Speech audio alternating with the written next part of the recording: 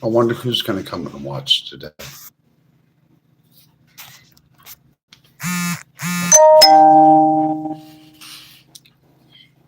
What's this? Who is sending me these things?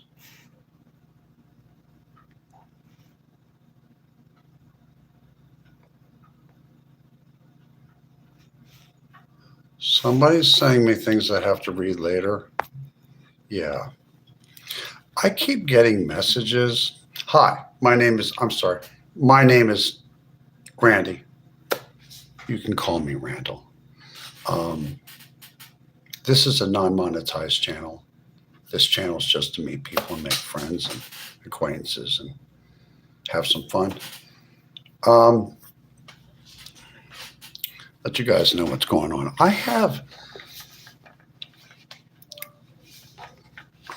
I put the Lemon 8 app on my telephone, right?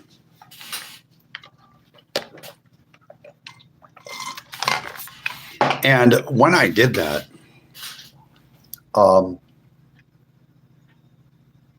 keep getting a lot of messages from people that I don't know from Lemon 8. They're not things out of the Bible. They're just passages and something that somebody wrote somewhere. And I keep getting them dropped into my phone as whether or not I'm watching a music video or reading a newspaper electronically on the phone. And they keep dropping messages from Lemon 8 that are confusing to me, and I do not understand fully. I don't know. I don't really use Lemon 8 a lot. I think I left one message on there in the whole time I've had it. I'm also not very technically proficient with these phones. Well, I'm fairly technically proficient. However, I don't know how to use these phones as much as they could be used. These so-called smartphones, they called them when they first came out. They're just called phones now. But many, either one person or multiple people keep sending messages on Lemon 8, and I don't know who it is or what groups of people they are, but they keep sending me these messages that are confusing or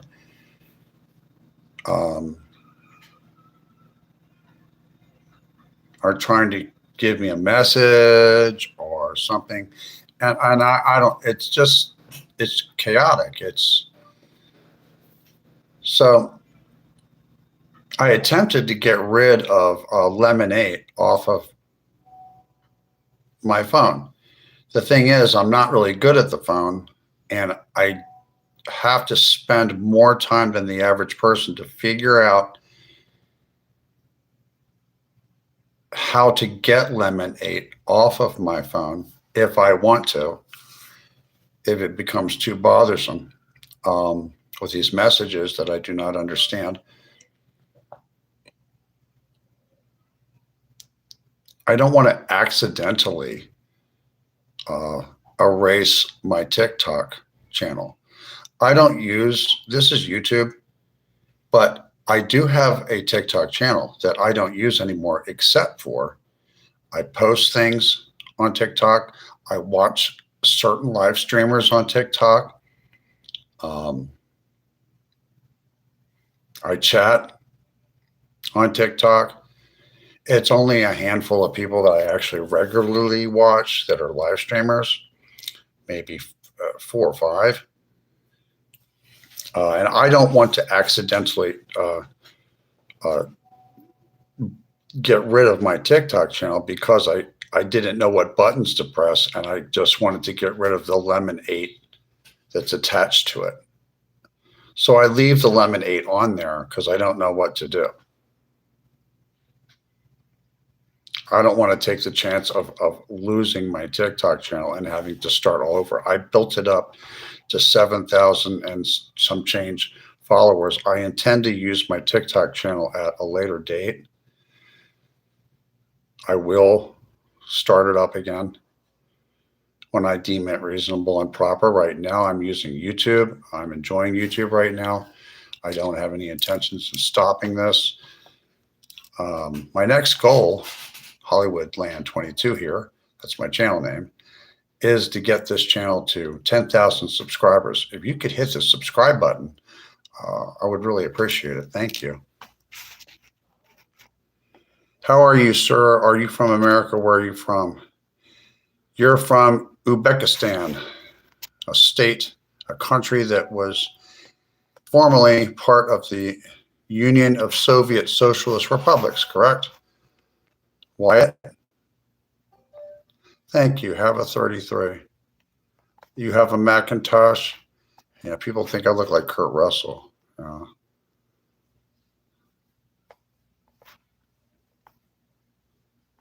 No, I don't eat McDonald's food.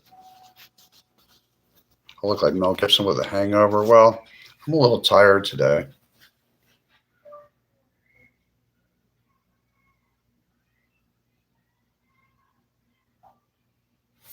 I live in the United States of America. I live in the state of North Carolina.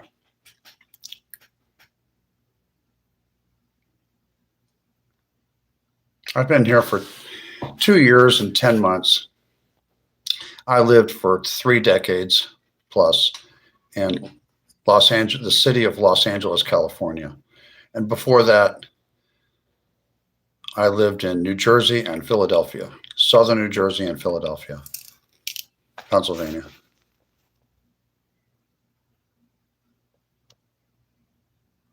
It blows. Where do you live in North Carolina? I live just outside of Charlotte, the north side of Charlotte.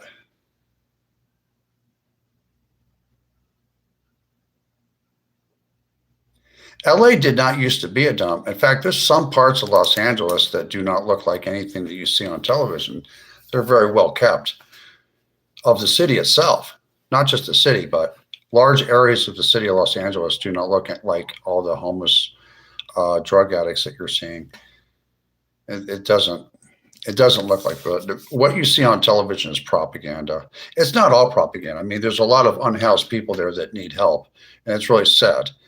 And they need to, one way or the other, if the federal government has to step in, they're going to have to get these people off of the street. Thank God that the women and children are in the shelters. They get first dibs on that. I'm from there. I know the inside scoop, what's really going on there.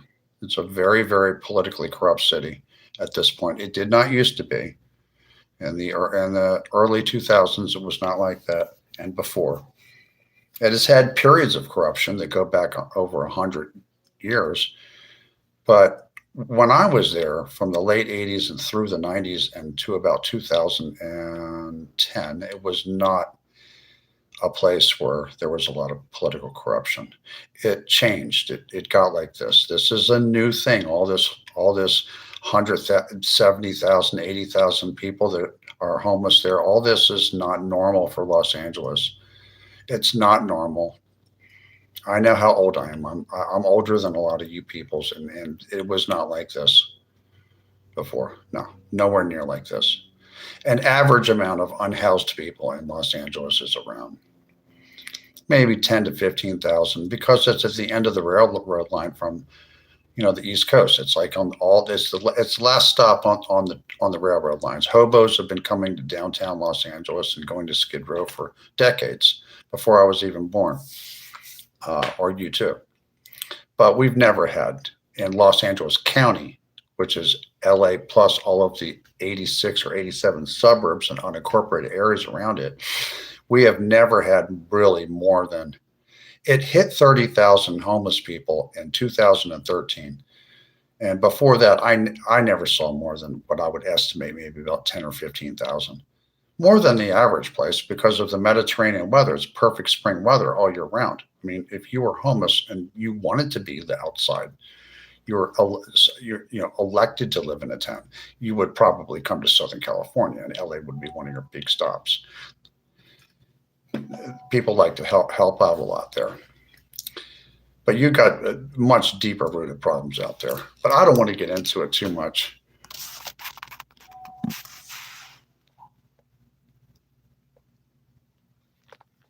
Yeah.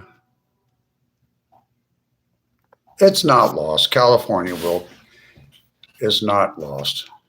It's if you're under the age, if you are under the age of 50, you may be you're going to see if you're under the age of 60, even if you're in your 50s, you will see California. You'll see Los Angeles be cleaned up and get back on track. The billionaires that control this country are not going to let it fall apart. There's reasons for that. I don't want to talk about it anymore, but I'm just not on this stream. Got a lot of other things going on in my life right now. Got a lot of people just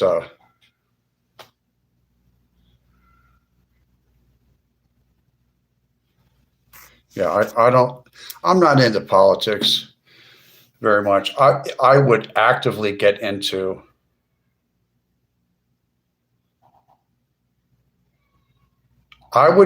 politics actively, maybe when I get older or something. I don't know. I might, if I was going to seriously get involved with politics, I would. But I don't think that you would like a lot of the things that I think need to get done. A lot of people have kind of just lost their way in this country. There's parts of the United States that are very nice to live in.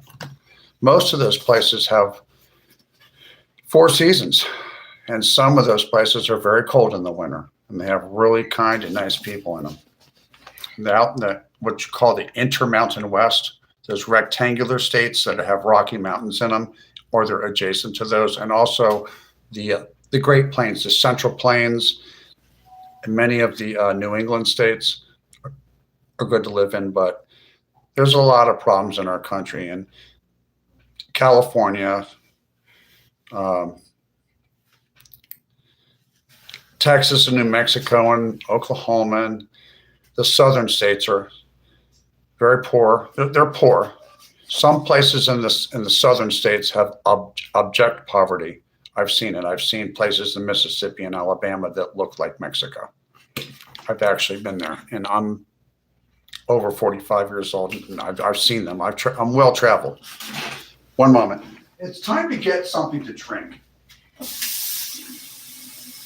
So I think I'll drink myself some Welch's Strawberry Mango drink mix.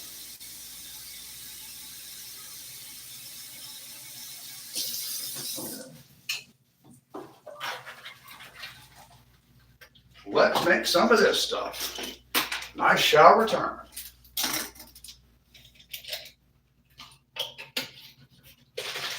Also, we're going to make some hot tea.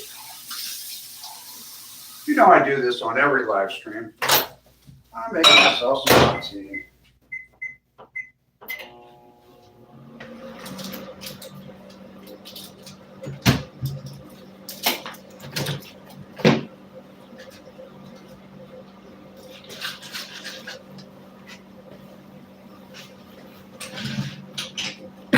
What the fuck is that? Okay, excuse me for my French. Wonder who's here. Yeah, well, I've lived a long time. I've been drinking tap water since I was a child.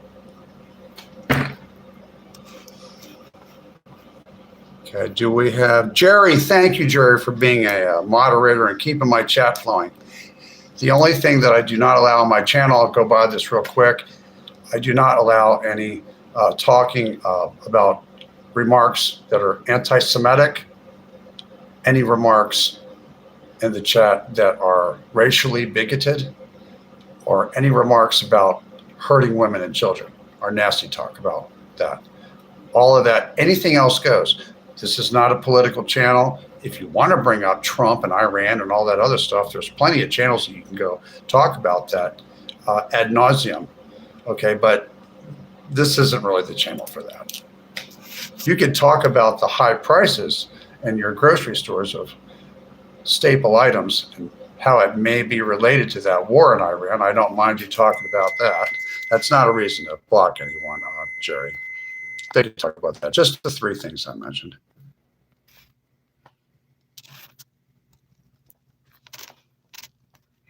No, I'm not. I don't know about the Green Party. I don't know about any of that. I'm seeing some issues with a change in me. I'm changing as a person. I'm getting disappointed.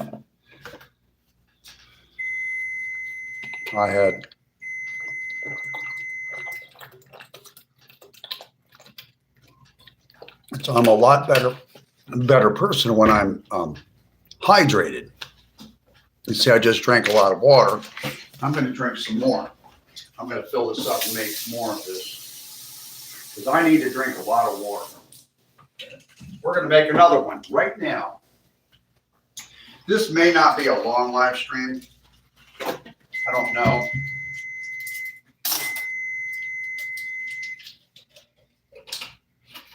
If I go through, I'll tell you in a second.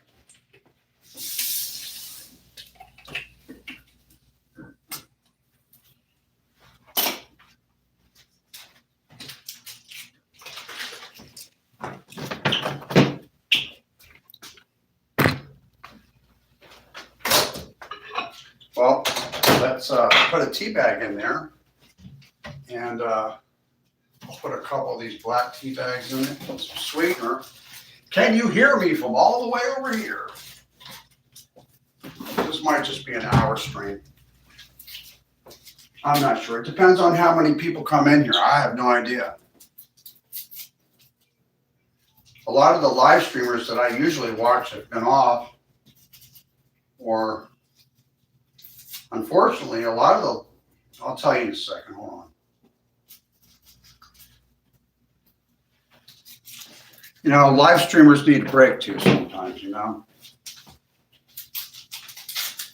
My break, I do not live stream on Tuesdays, on Mondays, Tuesdays, and Wednesdays.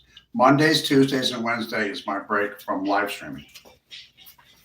It's not my break from my life and the way I make bread. I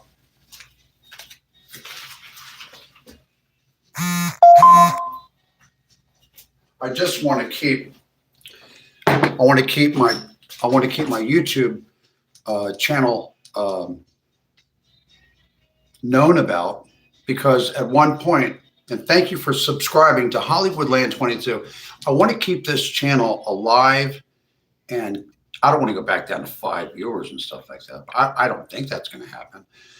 I've been doing this for 7.5 months, and at some point this channel will be monetized. It is not monetized at this point. I do not need the money.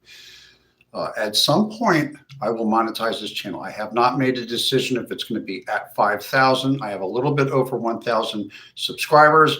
I really need you beautiful people to get me up to 10,000 subscribers. I want to between 5,000, 7,000, or 10,000. I haven't made up my mind. I will monetize this channel.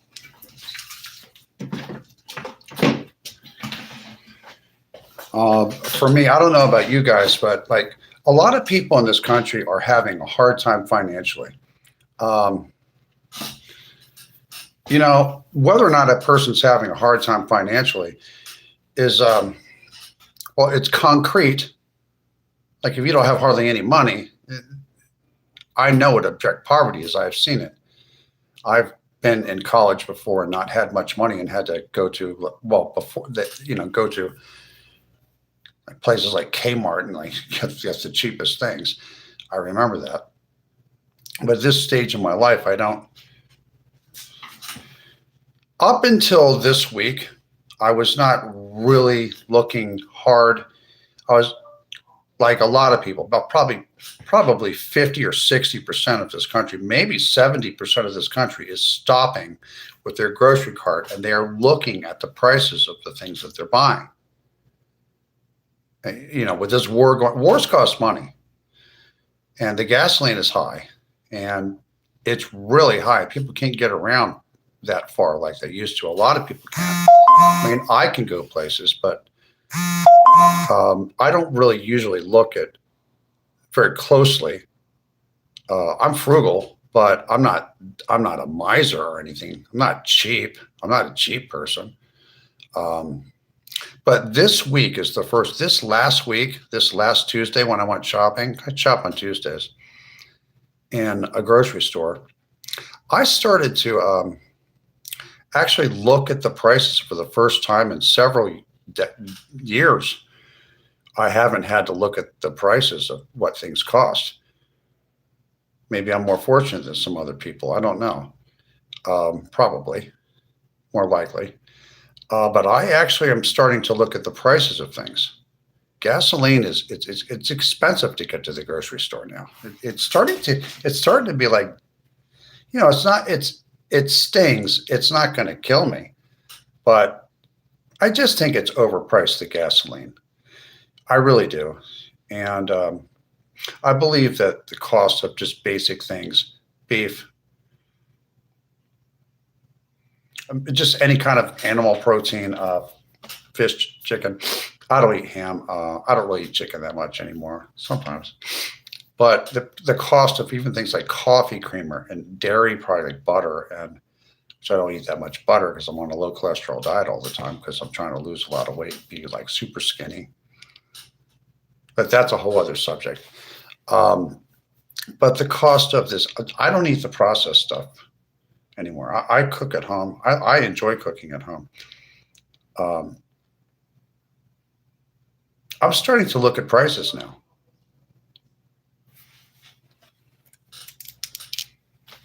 Oh, you want to see those pictures, Stonely fans? What, as a child? You're not going to look at pictures of me as a child. What do you want to look at pictures of me when I was like maybe 19 or 21 or 22? I have pictures like that.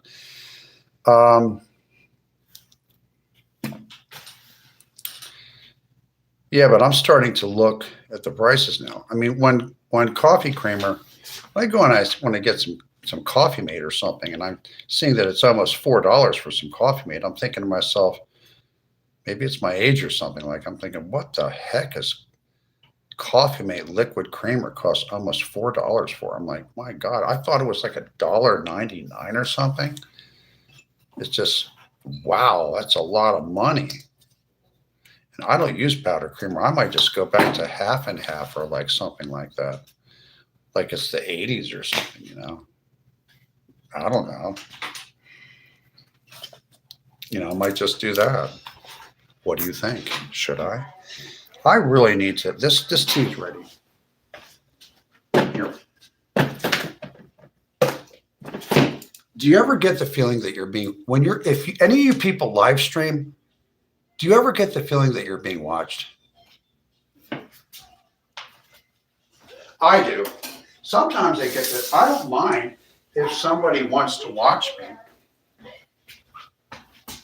If somebody wants to watch me that knows me, like actually like that I watch their channel all the time, and I chat in their channel, or they know me in real life from the past or the present, or if they're another live streamer, it doesn't make any difference.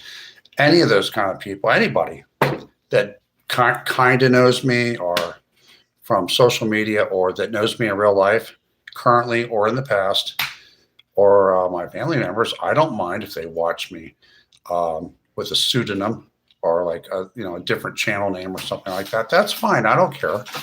It's no big deal. You can reveal yourself to me. It's okay. No, it's no big deal.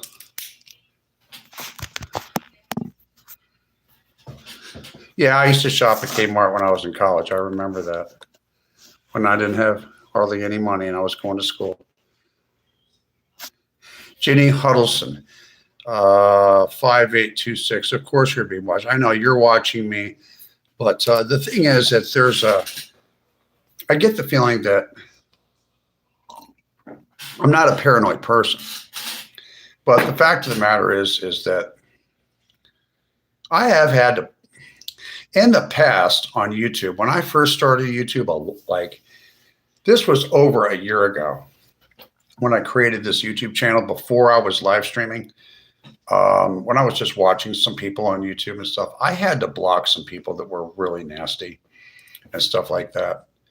And every once in a while, you will get someone, and this doesn't just happen to me, this happens to other people. Every once in a while, a live streamer will get somebody who was a real piece of work and keeps changing their channel names. And they come in there and they want to say horrible things, and they want to take clips of you when you are not in that good of a mood or something like that, and then say things about you, take it out of context and spread it all over the internet. There's people that do that. These are demented people. These are, I don't know if they're narcissists. I don't think they are. They're just jerks. And I don't know, maybe they're very happy about mocking me or you or anybody else that live streams. There's a lot of people that live stream. Like if you say you're a live streamer and you're like a woman, okay, women have this problem that are live streamers that are very successful. Like a woman that has a channel, they're usually very easy on the eyes. They're particularly good looking. They're like a really good looking woman. Like on a scale of 1 to 10, they're like an 8 and above. Okay, they're good looking women. They're intelligent. They're funny. They're talented. They have different things they're into. They're good conversationalists, and they have a good channel and stuff like that. And those are the kind of women, even a little bit younger women, you get that too. A lot of younger people don't have channels. A lot of these live streaming channels on YouTube and TikTok are actually a lot of people that are like over the age of 35, believe it or not.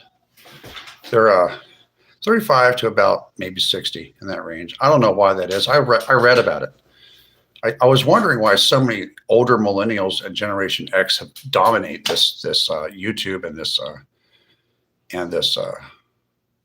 this TikTok and other in particular as live streamers, but they do. There's usually from maybe early 30s to about 60. And they will be a woman that's generally gets the trolls, and she will have all those attributes, right? And they will get the worst trolls ever.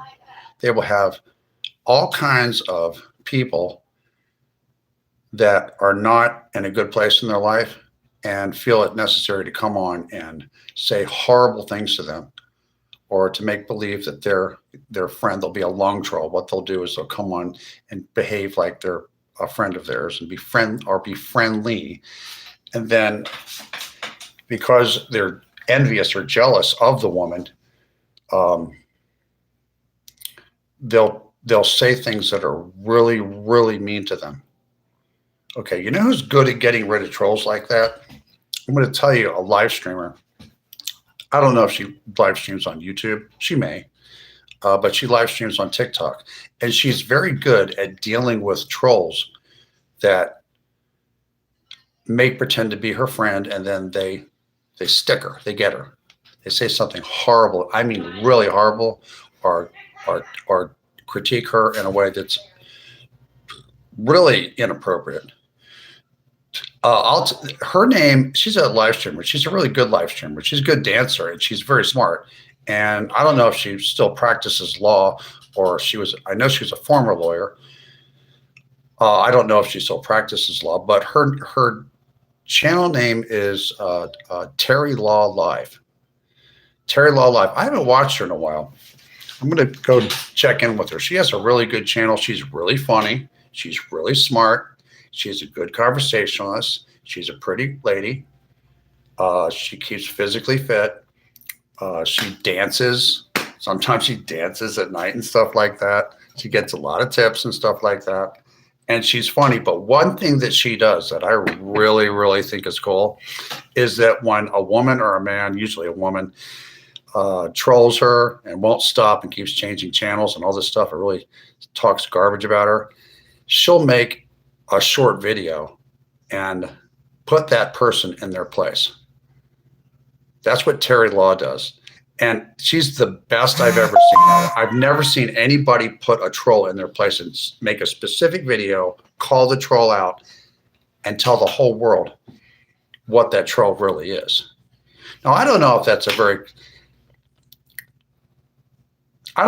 very Christian thing to do. You be the judge of that. But I think that Terry Law is very good at dealing with trolls. You can learn a lot from Terry Law on how to deal with trolls and dispose of them. You should watch her channel. You guys should watch her channel especially. Trust me, you'll thank me in the morning.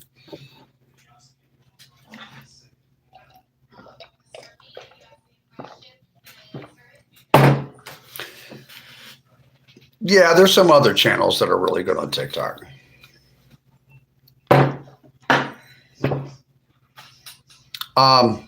Yeah. YouTube, I've been watching. What's that guy's name that does food reviews? Black Bigelow. I'm watching him on YouTube. I've been watching Mandy Hops. She used to live in Las Vegas. She's a really funny girl, and she's always got a story to tell, an amazing story to tell. I like her. I don't. Sometimes you like a live streamer on a platform, and you don't really know why. You like them. You know they have a good heart. You know what I mean?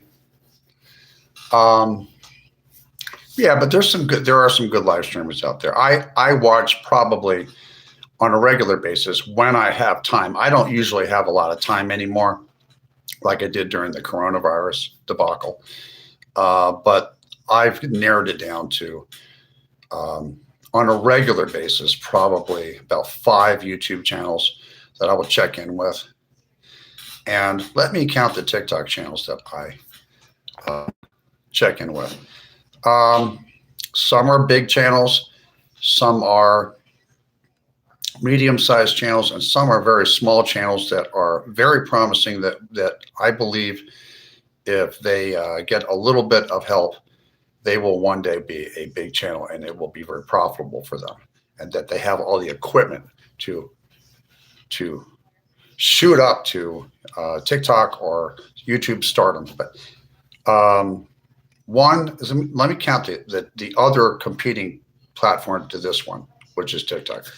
There's a few others. There's Kick and stuff. A lot of people going to Kick. I know Kick is good for building a channel. Kick, all in capital letters. That's a good platform for building a channel. I would suggest that. I might go over there at some point. I'm going to stick with YouTube, and I'm going to monetize this when I get to 10,000 subscribers, which I know is going to happen. 1, 2, 3, 4.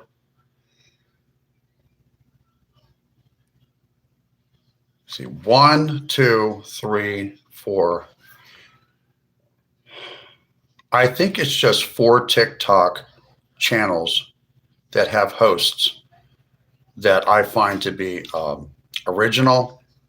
Well, they're kind. They have big hearts. They're original. They're creative. They have good critical thinking skills, and some of them have very high IQs. And I like those channels, and I try to help people. I try to help people promote their channel and stuff like that if they want me to. Some don't.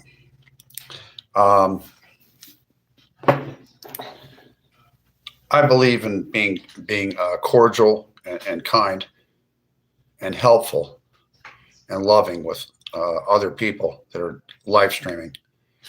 Um, I think it's the best thing to do. Especially a lot of people live streaming do not come from wealth. They come from middle income and lower middle income families, and in some cases, poor families. And they really, really need the supplemental income from their YouTube or TikTok or Twitch or a Rumble channel and stuff. And they really do need gifts or cash apps and PayPal's and any kind of donations, or just tapping the screen on TikTok or hitting the hearts. What do? You hit like there's different things you can hit for YouTube. Mine's not set up like that, but there's different things on the right hand side of this, like confetti and hearts and things like that. You can tap that, and you can help out channels by just letting people know to share their live out. You can share their live stream out, and you can really help other Americans that may be struggling. You know, I'm not struggling, but a lot of people are, and they could really use like a couple hundred extra dollars a week.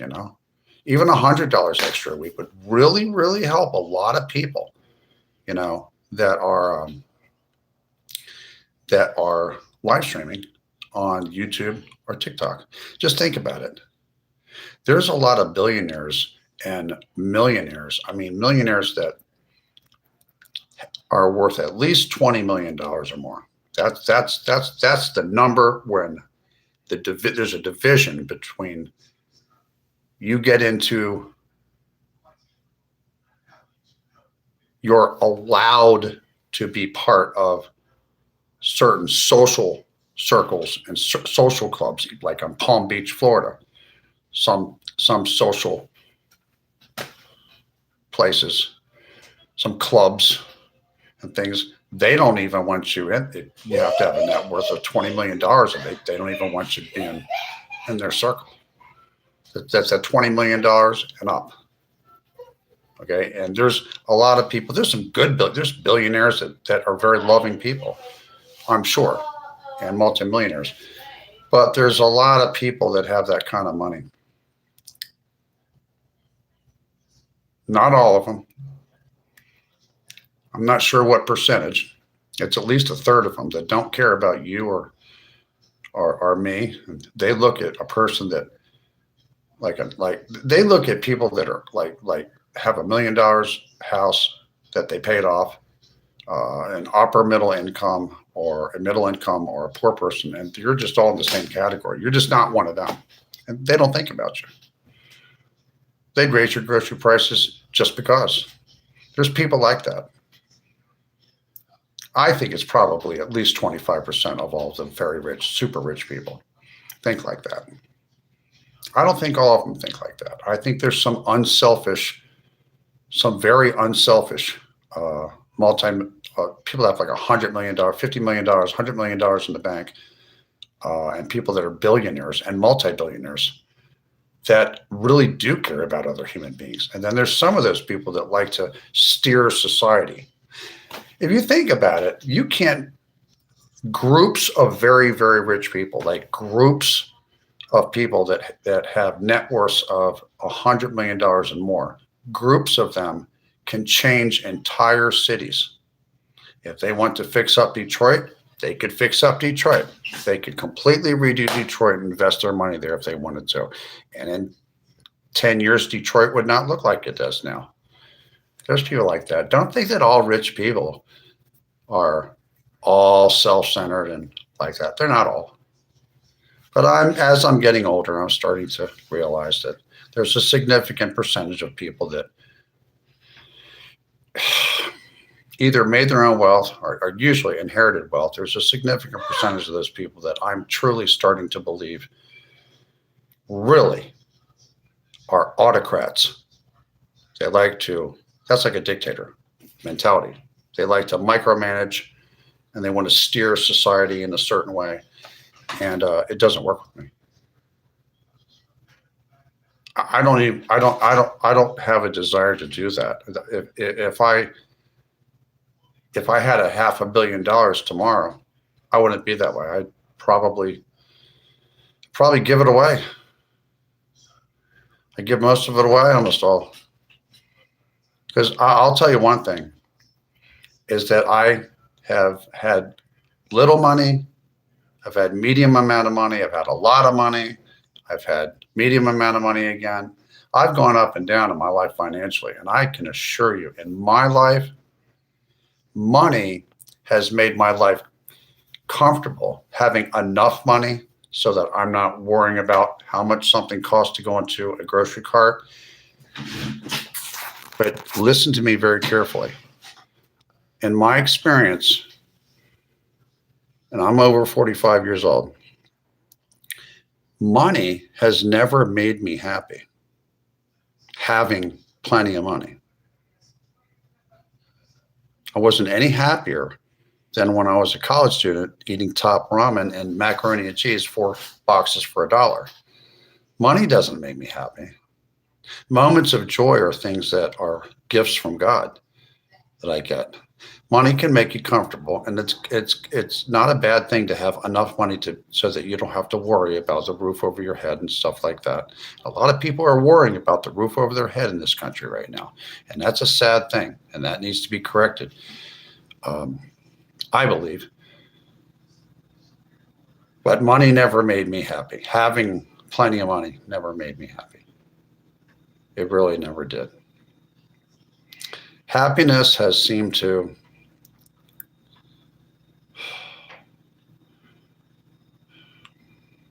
I've had moments of just the exhilaration of happiness, like all of a sudden, and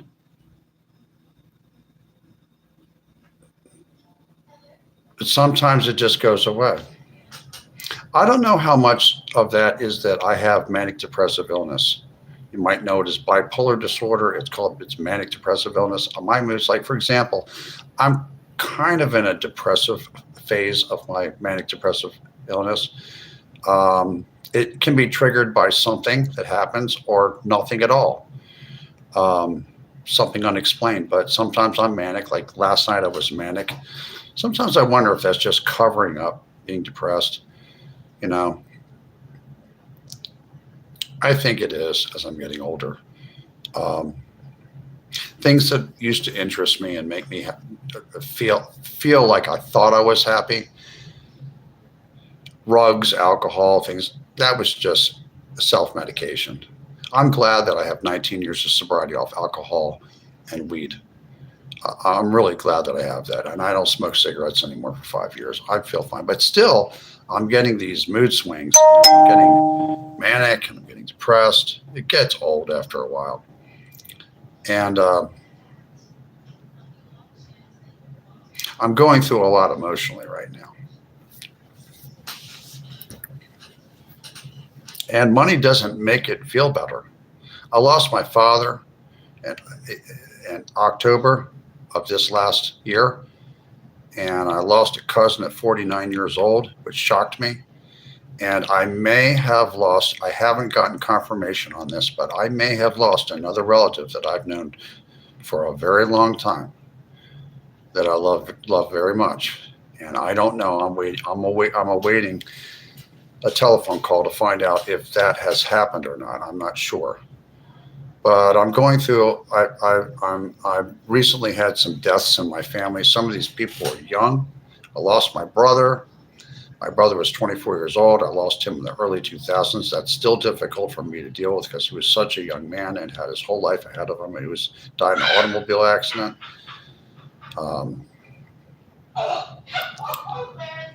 And I got one parent left, and she's getting older. And I'm very concerned about her, and I'm going to call her. I call her, check up on her, because I want her to know that I love her very much, and that the past doesn't matter anymore. It's all over. You know, nobody's perfect. You got to learn how to forgive people, you know. You really do. It's the only way that you get some kind of peace in your life. There's nothing to cling to. Money is always available. We can make it, throw it away. It's the heart that's valuable. Yes, I do agree with that, Jenny Helson.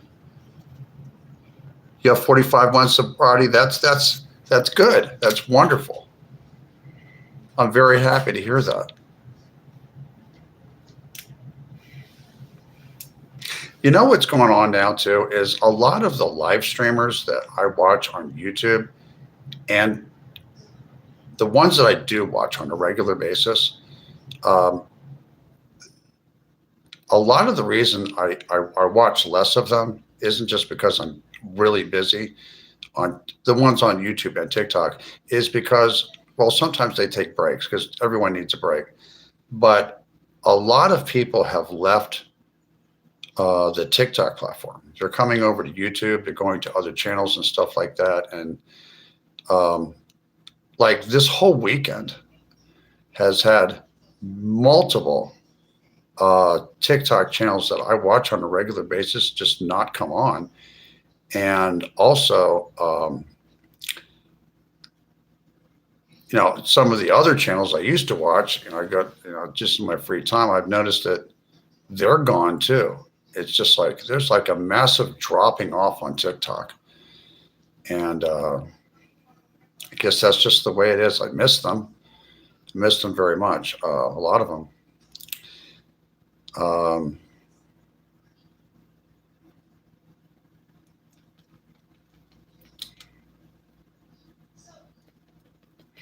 A lot of people are struggling. A lot of live streamers are struggling. A lot. They're re-examining things, starting to figure out if maybe they need to do some other thing to find a way to earn money or something. I don't know. There's a lot of things going on right now. Got this war going on for too long.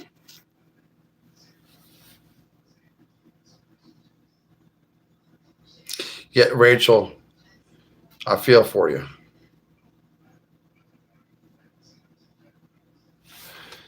I got a brother and a sister. One lives in Philadelphia. One sibling lives in Philadelphia. My sister and my brother lives outside of Sarasota, Florida. He's not here right now. He's out of the country. I got a stepmother. I got a mother. I got an aunt. I have some cousins. And sometimes I wonder, there's longevity in my family, especially on my father's side of the family. And sometimes I wonder, I always kid around about wanting to live to be 103 like Jiminy Cricket, Perhaps I'm going to get what I want. And I'm going to end up living to be into my 90s or maybe become a centurion. And then everybody that I know is not going to be around anymore. It'll just be me and people I don't know. Could you imagine that? When you hit 90 years old, some of those people that when you listen to them, when you interview them, sometimes people that are over 90 or 90, 95 get interviewed, and people that are even 90, they get interviewed and they ask them questions and they end up bringing up, well, all their friends have passed away. Their children, in many cases, have passed away. In some cases, some of their grandchildren have passed away. There's a lot of millennials that are passing away of early. They're having premature deaths, things that are rug related. Other things. There's a lot of people after these shots came out with that virus and everything, and they're having all kinds of problems with their heart and stuff like that. Could you imagine? I could, if I lived to be over 90 or something like that. And all my friends from high school weren't around anymore. It'd just be me and Jesus, wouldn't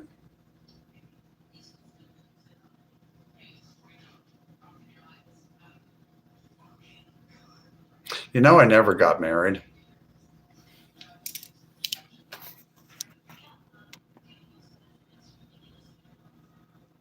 Adult sudden death. I know. I know. It. I don't know why people do. Are they that depressed? They just.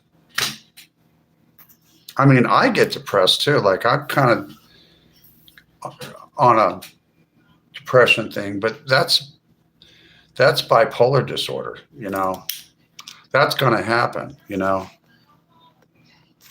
Thank you. My eyes are blue with a purple ring around them. Not quite like Elizabeth Taylor, but I've only seen one other person in my life. And well, I think my grandmother had the same eyes as me. I've seen one other person that happens to be a live streamer that has eyes that are similar to mine.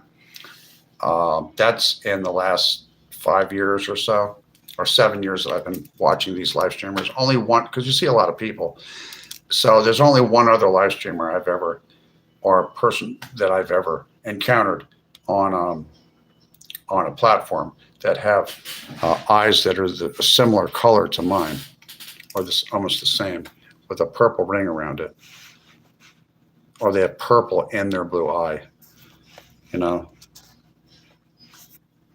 I'm starting to think that a lot of these younger people that are in their 30s and, well, really the millennials are now, okay, Generation X. What is it?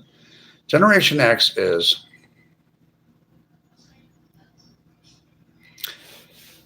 almost to the point where it's 46 years old to 61 years old, right? The millennials are from 45 years old down to 31 years old, right? From 31 years old to 40 to 45 years old is a millennial.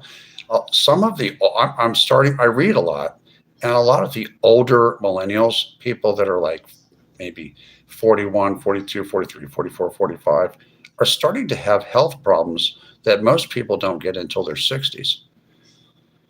And I'm like, wow, what myocarditis, you're having your heart skip, you're having aortic aneurysms,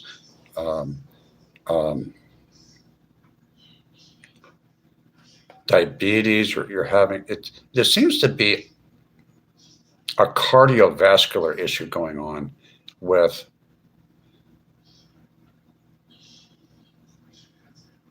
that you would never see in a person like in their 30s, you know, or their or early 40s or something like that. And I'm like, wow, you're having problems that people like in their late 60s and early 70s get. It has to have something to do with these shots that a lot of us took. I'm not going to name the companies, but we did have a COVID debacle in this country. What do you people think? I want to hear from you. What do you think? The foods, is the clots caused by the jabs also, like blood clots? And you have people getting autoimmune system things, like things that are similar to lupus and a lot of what's called thyroid problems that you have to see an endocrinologist for. Things like Hashimoto's disease. Have you ever heard of Hashimoto's disease? And things where like white blood cells are attacking red blood cells. And these people are like, they're just entering middle age at the age of 40. That's when you enter middle age. At the age of 40 is the beginning of middle age. Okay? And you're middle age from 40 until 65. Depending. Some people still look middle aged even when they're 65. It depends on your genes and your health and stuff like that. Like I'm an extremely healthy person for my age. But some people, when you hit 40, at 45, you have to have, doctors are saying have a colonoscopy to make sure that you don't have any colon cancer or anything like that. But at 40, after 40 years old, the body stops its like growing or staying the same, and it just begins the process of falling apart, unless you don't whether you lift weights or run or jog or eat perfectly or not, your body is not getting stronger anymore. It's actually getting weaker. You can offset that by exercise and maybe some light weightlifting and things like that, or I don't know, calisthenics, eating protein and right amount of protein, the right amount of vegetables and things like that. But you're going to get older. And when you get to 40 years old, it's time to throw the cigarettes away. It's time to really cut down on the drinking. I mean, like maybe just occasionally, or to cut it out altogether. The weed, I don't know what to say about that, but especially when you get to 45, if you get to your like 43, 42, 43, around in there, you need to put away the cigarettes. You need to go down to Walmart and get the generic form of a Nicorette. It's very inexpensive, and get the 12-week nicotine patch. Get off a cigarette system and ask the pharmacist how to use it. I did. I tried it 5 times, and I finally stopped smoking cigarettes 5 years and 2 months ago. I wish I had stopped smoking cigarettes earlier. It's time to put away the cigarettes. They're a killer. They can really, they can take you out. Once you stop smoking the cigarettes, you sleep better. I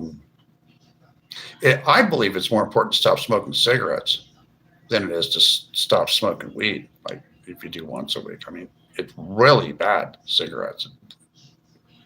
I don't care how tough you think you are. And walk like a couple miles every day and exercise, drink some water and stuff like that.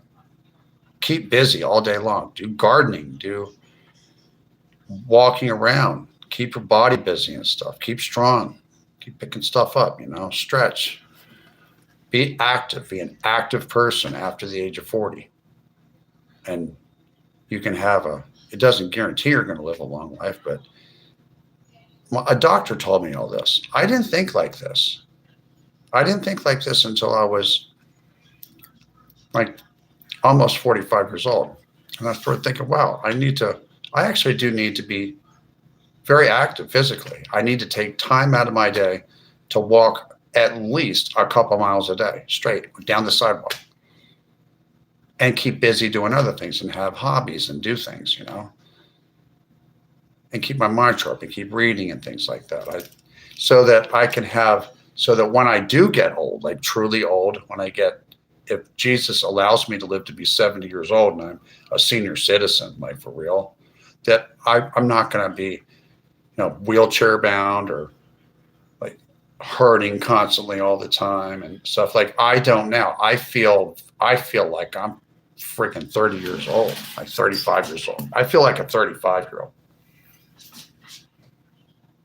I could jog. Let me see how long I could jog. I could walk probably 5, 7, 10 miles if I needed to. I could jog probably about maybe 3 miles. I could run about a mile because I'm healthy. I don't have cigarettes and stuff in me.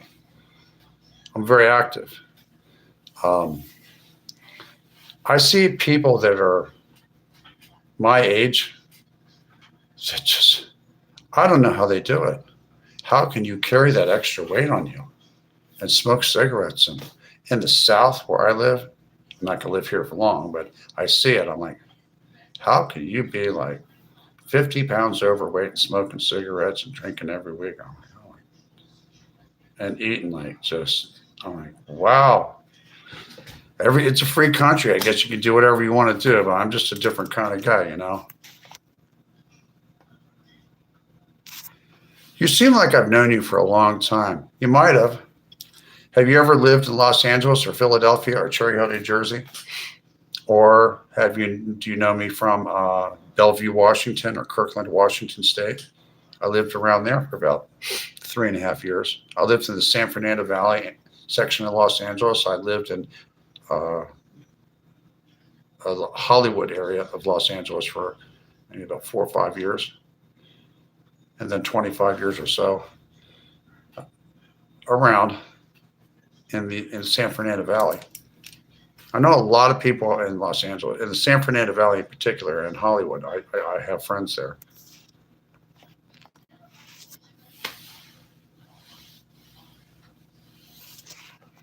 I don't tell my age here. I'm not 60 anything, and I'm over 45.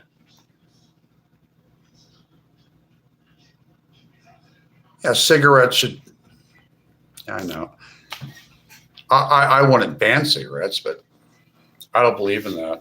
It's people's choice if they want to smoke cigarettes. I'll tell you something that's worse than cigarettes. I had a lung doctor tell me, a pulmonologist pulled me to the side after he did a little surgery, getting some mucus out of my lungs because I used to smoke a lot, cigarettes. He told me that the electric cigarettes, those vapes, are way worse than cigarettes for your lungs. Oh my God. He does not advocate smoking cigarettes, but he said, whatever you do, don't vape. Don't vape. It'll make your aorta dissect. The one that comes out of your left ventricle and comes up and it arches over and then goes down to your body. It'll cause an aortic aneurysm where it gets calcification inside of your aorta.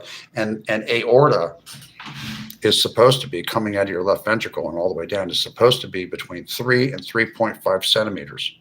And people's aortas grow. And unless you ask a doctor, and you've been smoking, if you don't get a CAT scan angiogram and see if you have an aortic aneurysm, if your aorta dissects because you've been smoking like a couple packs of cigarettes a day or something like that, and smoking weed and stuff like that, you got less than 15 minutes to get to an emergency room, or you'll bleed out inside of your body. And when you go to the doctor, unless you ask for that, when you're 40 years old, you should get a CAT scan angiogram. That's how you know who got a full body scan. You know who died of a aortic aneurysm is John Ritter, the actor that used to play Jack Tripper on Three's Company. He died of an aortic aneurysm. He was in his early 50s.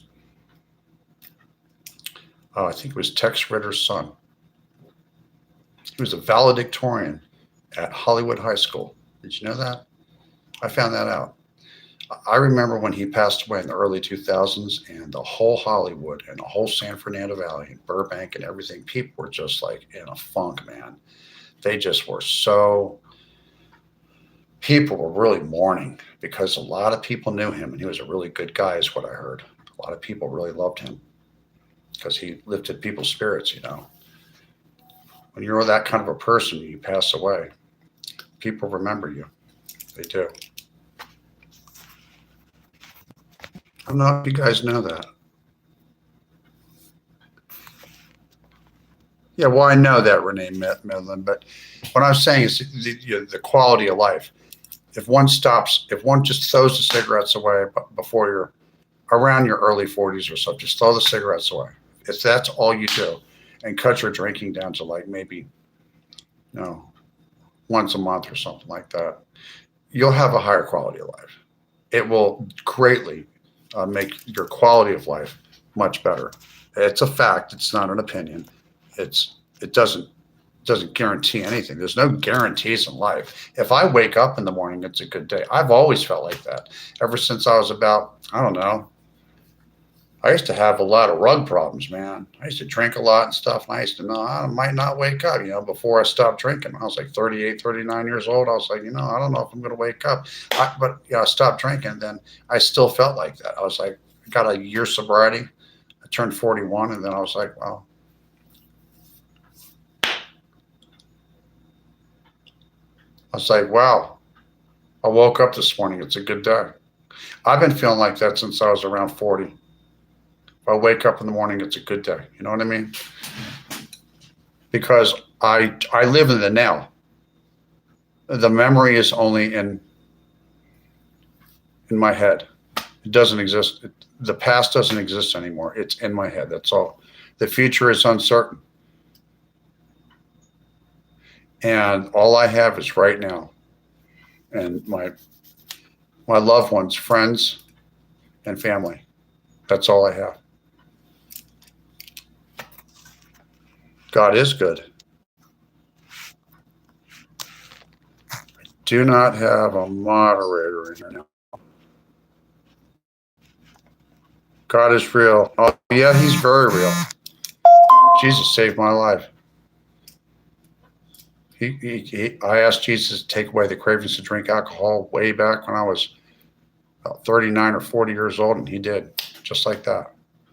And I haven't had a craving to drink alcohol or smoke weed ever again. The cigarettes were hard to stop.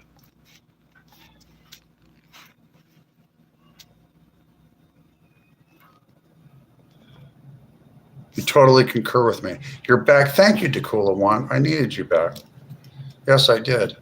I really did. You know how it is. You get some of these trolls in here.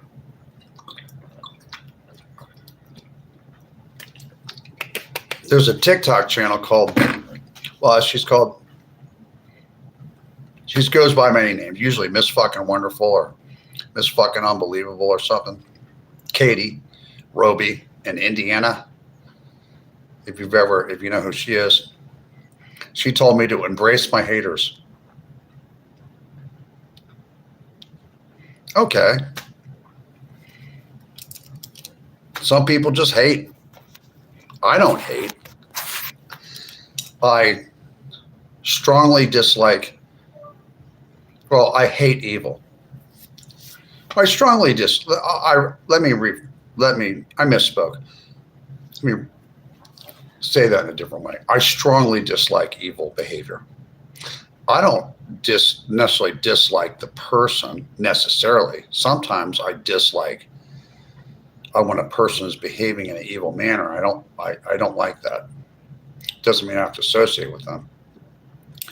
But you know what? They don't really come around on these platforms as much as you think. There was a lot more Wild West, crazy, evil people coming onto the message boards when we had Yahoo Messenger back in the 90s.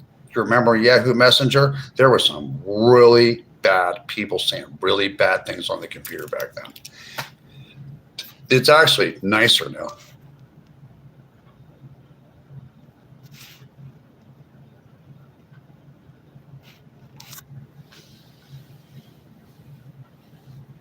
Jesus Pharaoh, all details Satan's entire plan after the fall of the way he organized hell, getting demons to attack human beings, all in that book. What you mean in the Bible? Is that in the Bible?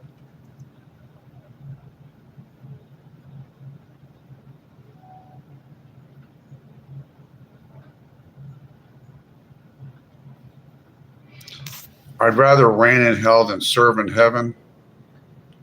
No, I've never heard that before.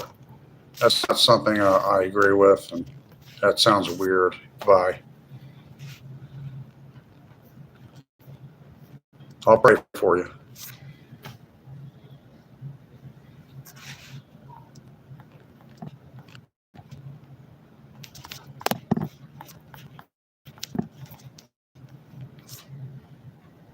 Big Pharma can be blamed for many things, but if you shit on your own food chain, what do you expect? Vaccines have saved millions of lives worldwide. P.S. I've never seen anyone with curved teeth. I mean, curved teeth, these are, I got a lot of fake teeth in here. These are real teeth and fake teeth. I have a lot of dental work to do. You seem to be very interested in my appearance. Why is that? Nelly Wet Legs. You're not adding to my channel. You're being just a jerk, so you're gone. And you can go find someone else to fuck around with.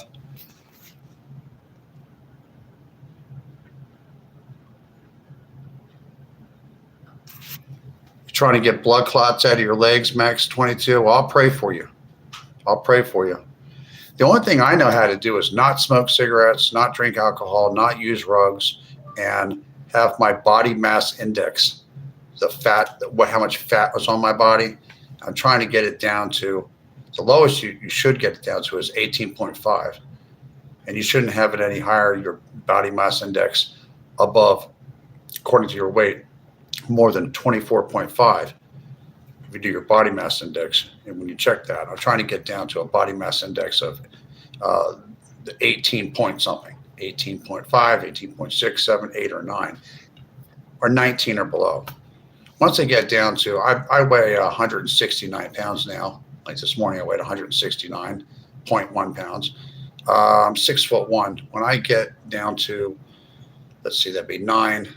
If I lost 19 pounds, well, not even 19 pounds, I lost 9 pounds and another 5 pounds. If I lost 14 pounds, I would have a washboard stomach at 155 pounds. But then again, I'm 6'1".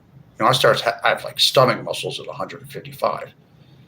You can see like 8 stomach muscles, I think, like a bunch of them, like at 150. I've been down to 150 before, but I want to get all the fat off of my body, which I'm eating I'm eating fish, vegetables, and drinking a lot of water, see, to get my body fat percentage down very low.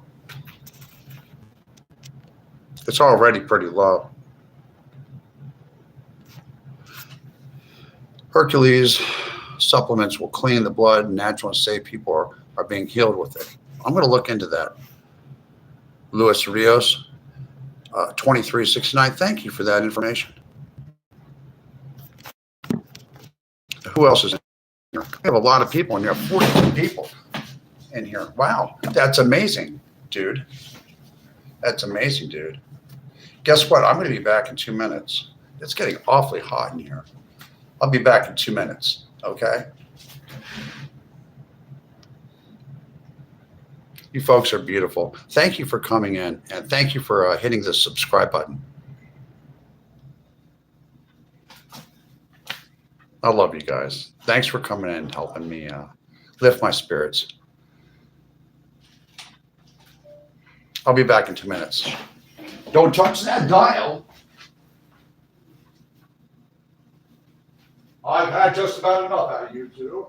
I'm not going to take it anymore. Before the cream sits out too long, you mess with it. La la la la la. You mess with it. Did you do me a really big? Never mind, I'll do it.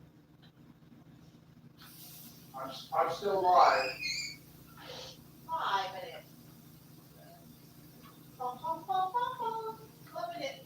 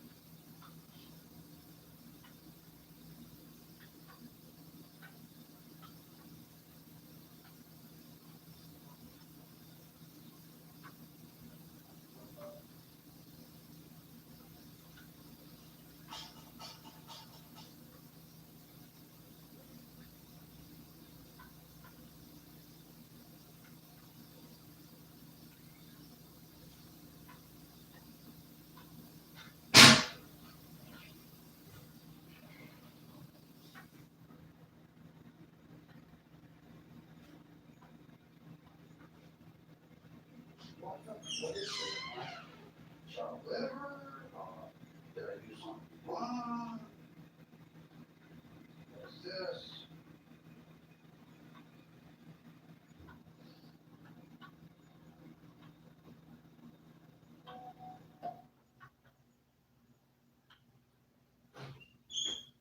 My chopped liver, my doormat.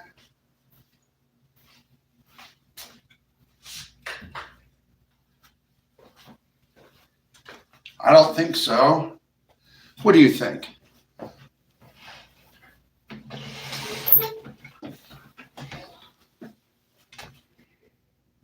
Now let's see who's in here. I wonder who's in here. Hi, Randall, Mario Loden, XX. Welcome back. My name is Randall. My nickname is Randy. I might go by Randall from now on. I do have 2 backup channels that I use just for promoting other people's channels that I like. There's no other reason for them. I have a backup channel that's Hollywoodland. I think it's Hollywoodland.42 or something like that. I'd have to actually write it down. And there's another one, Carson 555-666-777, something like that. I use those channels so that I can double and triple post people's videos to get them seen, to promote people's channels that I really like, so that they get more people knowing about their channels. So I have like 3 channels. This is my main channel right here. This is my YouTube channel, and then I have 3 TikTok channels. My TikTok channel that I talk to people on, and I go to the live streams and stuff like that, is Hollywoodland. Just 2 words with an orange H that's cursive, uppercase, with a black background. The same as this one. That's my avatar. A uppercase cursive H with a black background. And that's Hollywoodland22. And the YouTube is Hollywoodland22, one word. Or at Hollywoodland21. You can put in and you can find me and you can subscribe to my YouTube channel. On TikTok, I am Hollywoodland with the same avatar. And then I have 2 other TikTok channels I use for promoting other people's channels that I like exclusively. One is Hollywoodland.42. The other one is, and I'm above board with all this. I want everyone to know this. And also Carson 55666-777. You see a guy named Carson? That's another channel that I don't do videos on that or anything like that. And I could do videos on TikTok. I don't do any live streaming on TikTok since October 22nd or 23rd of 2025. I stopped after about 10 months because I got tired of our federal government and the news stations, television news stations, saying that TikTok was going to get banned constantly. It was like 4 or 5 times I said it. And I just got tired of it. I don't want to deal with it anymore. So I came over to YouTube to live stream, but I watch channels, and I still have 3 channels, but a main channel called Hollywoodland, with some old videos. They're amateurish. I was about, well, let's see. I weighed about 190 back then. There was maybe 21 pounds heavier. My face looked different. I had really long hair. It was very red. I looked kind of like a different person because I had more weight down here. This is all gone now. And I'm going to get, my jaw is very square. It's going to get even more square when I drop another, let's see. That would be another 9 plus 5 is 14. When I lose another 14 pounds, it's going to get even more square. Don't call me emaciated.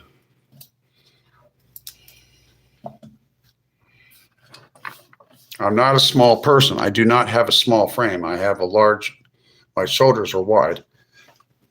Got very long arms.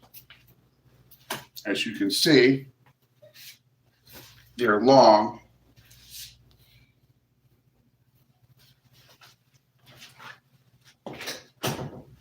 I can touch this. I'm 6'1". I'm actually 6'2" with these shoes on. I can touch the ceiling very easily. Popcorn ceiling. It's a lot of fun, huh? It's hot in here. One moment. It's time to check out this air conditioning. It is too hot in here. Miss Newman, did you put this on 78? I think it's time to put it down on to 73. We're going to get freezing cold in here. Yes, we are. And I'm going to drink more of this.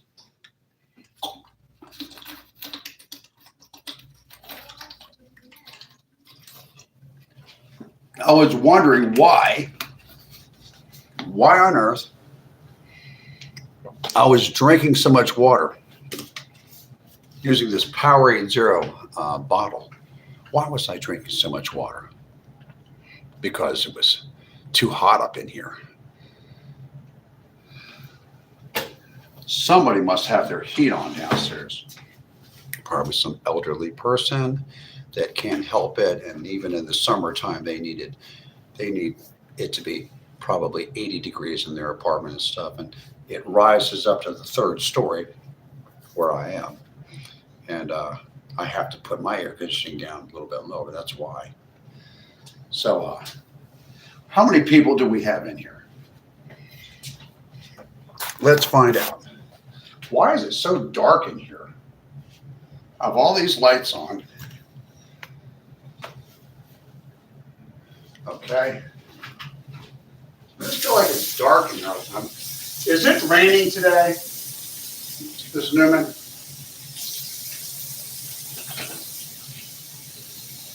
I guess it is. I'm a real one. You better believe it.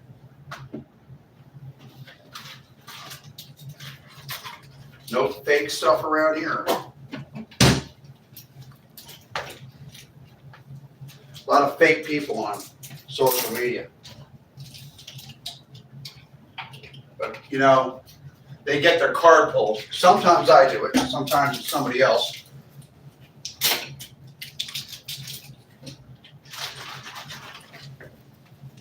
To get the card pulled,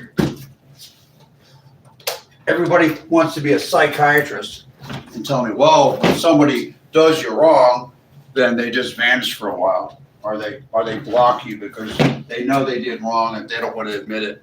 No, they don't. Some people like to continue to do wrong, and they love doing wrong, and they love mocking you and saying all kinds of horrible things about you, and they just keep coming back to your channel to fuck with you and change their channel name all the time. The only reason I have 2 other TikTok channel names is because I use them to promote people's channels. I want people to know that. That's the only reason I have them. I go on, and if there's like 3 or 4 different people that I'm promoting their channel, and they're sending people over to my channel, and sometimes they're not even doing it. Sometimes I just feel like helping someone. Those people know who they are. I'll have to tell you what their names are. There's some channels I really, really like a lot, and I like to post their material that I think is going to help them grow their channel, and that's what I do. And it's altruistic, it's called.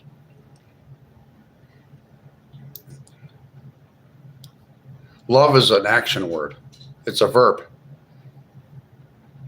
To love is to give of your time, of yourself, sometimes money, to others without expecting anything in return and not boasting or bragging about it. So I just screwed up, but I didn't tell you who it was. But you should do that. You should, if you know someone's channel, you ask them permission first. They have to give you the green light. If they gave you the green light, if you ask them, would you like me to promote your channel? And say you're just a chatter or on any platform, or you're another live streamer, and you want to promote their channel, ask them first, may I promote your channel? And if they say, okay, yes, you can promote my channel, then they've given you the green light, and then you find out you look at where they have the most views, which videos have the most views, and some videos that have fairly large amount of views, like 400 or 500 views, and even the little ones sometimes that were overlooked. They're very good. They're very particularly good video shorts, and you post them all over the place on Facebook and Friends and X and formerly Twitter, and to your friends and family, and to YouTube, if you can, or other places on TikTok. Like I have 3 different channels on TikTok. So if I want to promote somebody's video shorts of a person that's a live streamer that I like, what I do is I promote their channel by showing their short on my channel, and then I go to my other 2 channels and I promote them on other channels also, so that other people who have never seen their channel, and I have like 1,000 and something on followers on over 1,000 or 2,000 followers on 2 other channels. All those people get to see them for the first time. They get to see their material for the very first time. And you know what? If only 5% of them bite, that's good. And they'll tell 5 people, and those 5 people will tell 5 people, and it keeps going on. It's word of mouth. And pretty soon, they have more. They have a bigger channel, a greater probability of people giving them gifts. That's how I help people. That's one way that I help people's live streams, and I do it for fun because I just like doing stuff like that. But I ask permission first on all the people that I promote their channel. I'm not a bad guy. I'm not stop being that nice guy. I'm a fair guy. But yeah, I kind of am a nice guy. I'm very human. Is there anybody else here very human?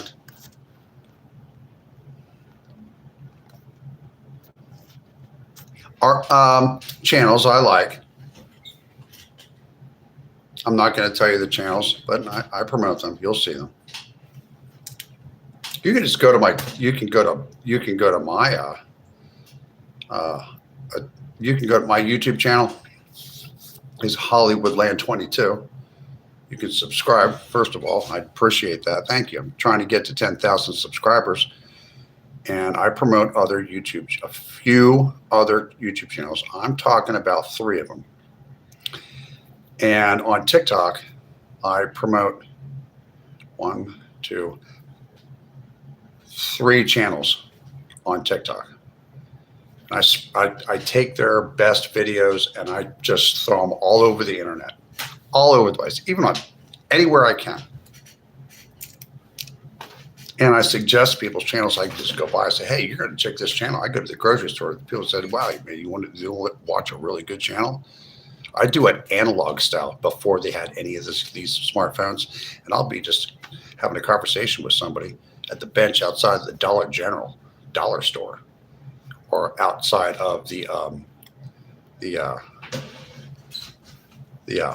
grocery stores somewhere like Publix we have here, or something like that, one of these fancy grocery stores, or Trader Joe's or something.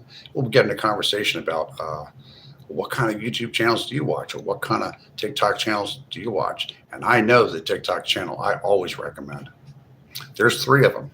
There's one I recommend in particular. And I try to, and I end up seeing them watching their channel. Like, damn, that person actually listened to me. Said, go to such as this person's TikTok channel, or this person's TikTok channel, or the other TikTok channel. Go watch their channel. They're a smaller channel, but they really got a lot of you. They got all of the equipment to have a really large channel. And check it out. And I say, you'll thank me in the morning. And I do that to about 3 TikTok channels and 3 YouTube channels. That's about what I have time for.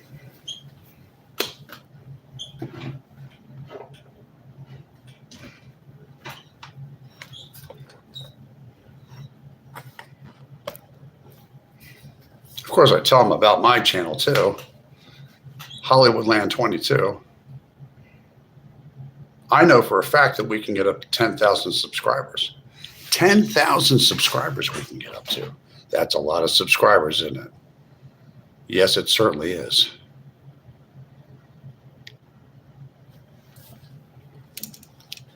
Let's see who's here.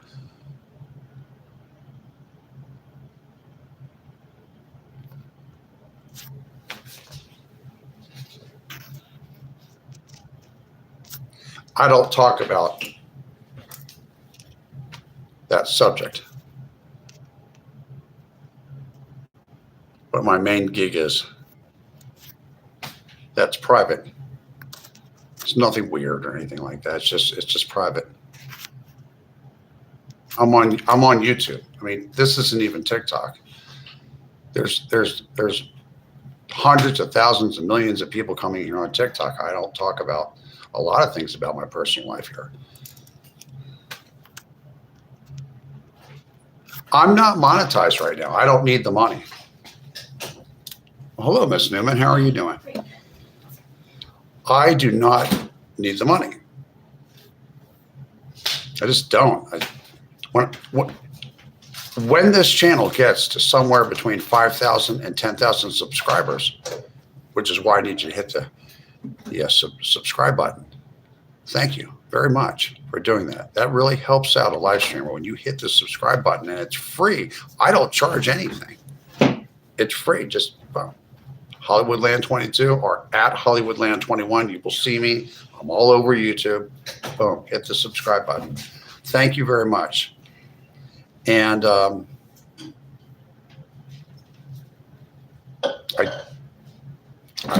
Cash App people money, send them PayPals and things like that. But I think it would be probably the right thing to do, especially when I get to 10,000 subscribers on YouTube, to monetize my channel and just see how far this can go. Who knows? Who knows how far this is going to go? You never know. I sort of know how far this is going to go. Whew. Right to Mars. Right to Mars, isn't it? Straight to the moon. What did Ralph Cramden say on that old 1950s sitcom, The Honeymooners? He said, "One of these days, Alice, straight to the moon." My God, if you had a television show where somebody said something like that, man, there would be people getting arrested.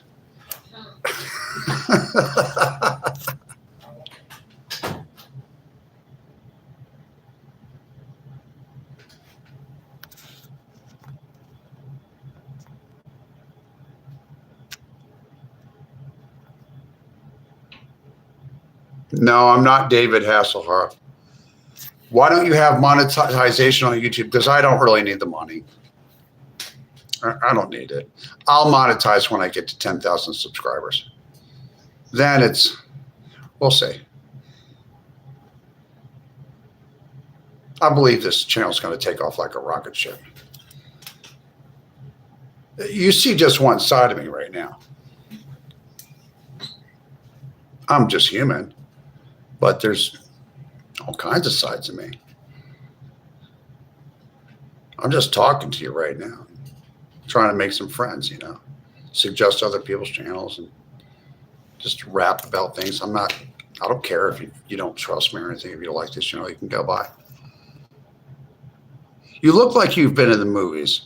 I've been told that many times, but I have never worked in the entertainment business in my life. I've been in direct sales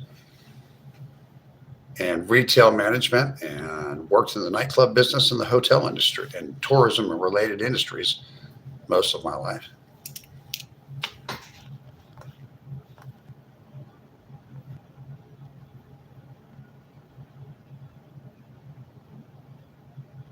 How many channels do you have? I have one.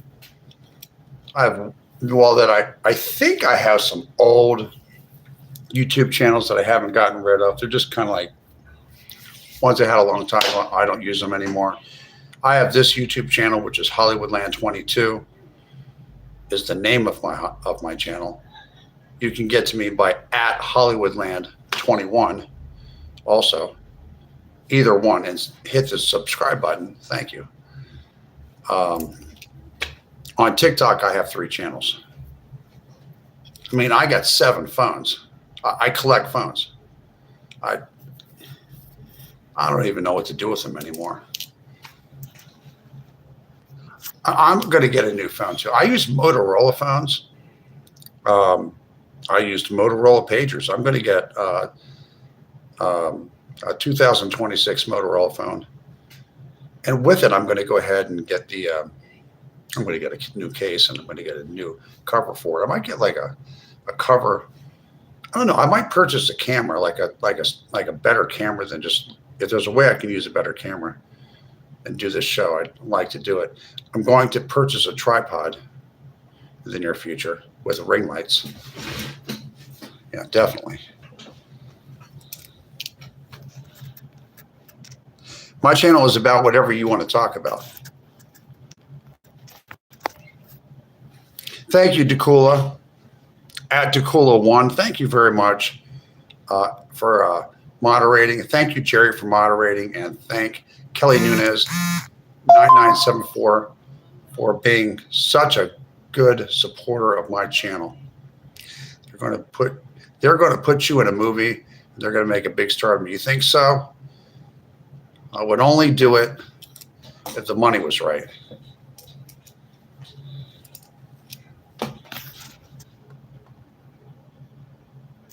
A circle light is great. Yeah, I know. I've seen them. I've seen them for misinformation. _444. That's an interesting channel name.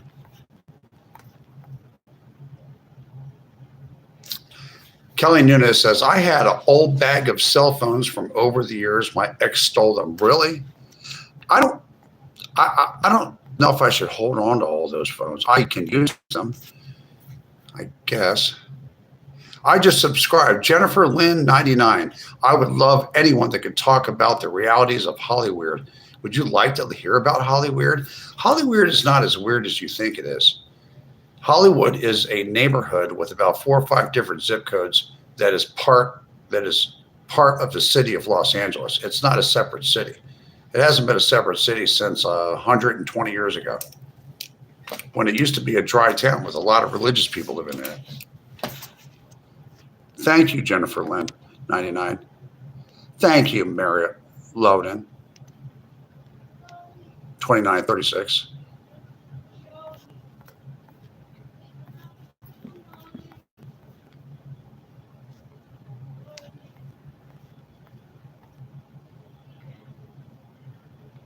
Thank you for subbing, Jennifer.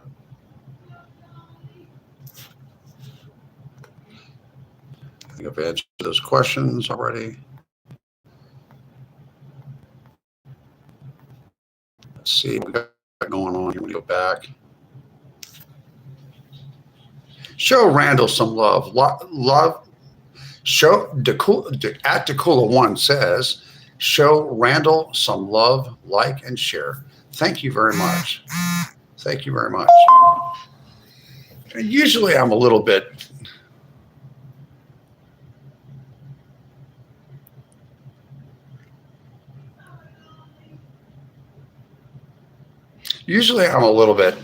more chipper than I am today. Please excuse me.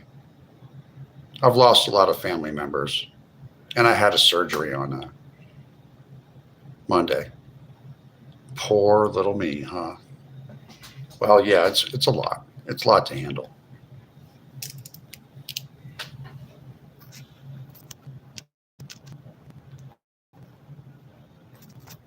Someone says,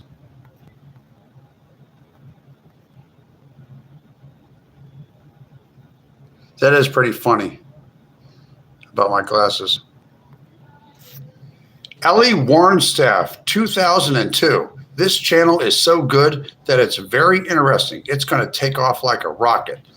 I concur with you. I think this channel is going to take off like one of Elon Musk's rockets that does not explode. The ones that go up into outer space. The one that he gets to go to Mars. My channel is going to take off like a rocket that is going to go to Mars. It is. And it's going to happen sooner than you think.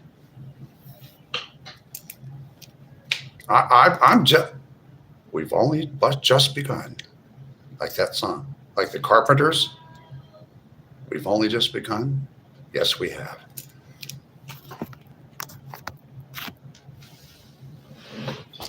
Selena Girl 69. Springfield, Missouri is a good place to live. I heard that that's where I'm considering relocating to, Missouri or Florida, one or the other. There's two different reasons for it. Orlando has a lot of the entertainment industry in it, and I need to be near that. But I might not need to be near that. It has a lot of the tourism, other things, and I can also do sales there and all kinds of stuff. And there's a lot of people coming and going, and there's a lot of people from New York that have a lot of big money that have second homes down there. They live down there. You got billionaires living around Orlando and multimillionaires, and they have money to spend. And I'm a salesman, right? So maybe living in Orlando for maybe a certain amount of time, maybe if it's only a year. But there's a big part of me that really wants to live in the Midwest. And Springfield, Missouri, and Southwest Missouri is a place that I heard, I'm not sure about this, that an actor, Brad Pitt, grew up in that area. He's a really good actor. I think he grew up in Springfield, Missouri area, but I'm not sure if it was that Springfield or some other one. Are you related to Eric Roberts? No, I'm not.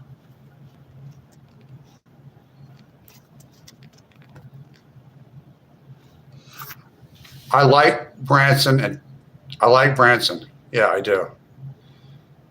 I'm doing a lot of research on the Kansas City, Missouri area, and also a place, Kansas City, Kansas, and also Oath, Kansas, which is a suburb, and another place called, what's that other place called? Overland Park. I'm looking at Overland Park, Kansas City, Kansas, Oath, Kansas, also Independence, Missouri, and St. Joseph's, Missouri, and Kansas City, Missouri itself. I'm an urban person. I'm used to living in big cities, but I do like to live out in the suburbs too. I wish I could live out in the country, but you know, I got to be. I don't want to drive that far.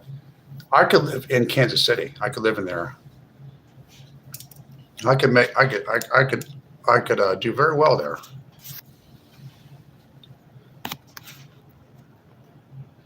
I've been through Missouri a lot of times. I've spent some time there, and I really like it because it has Great Plains. Like, it has farms, it has forests, and parts of it that have very forested areas, lots of woods, and it also has a mountainous area in the southern part.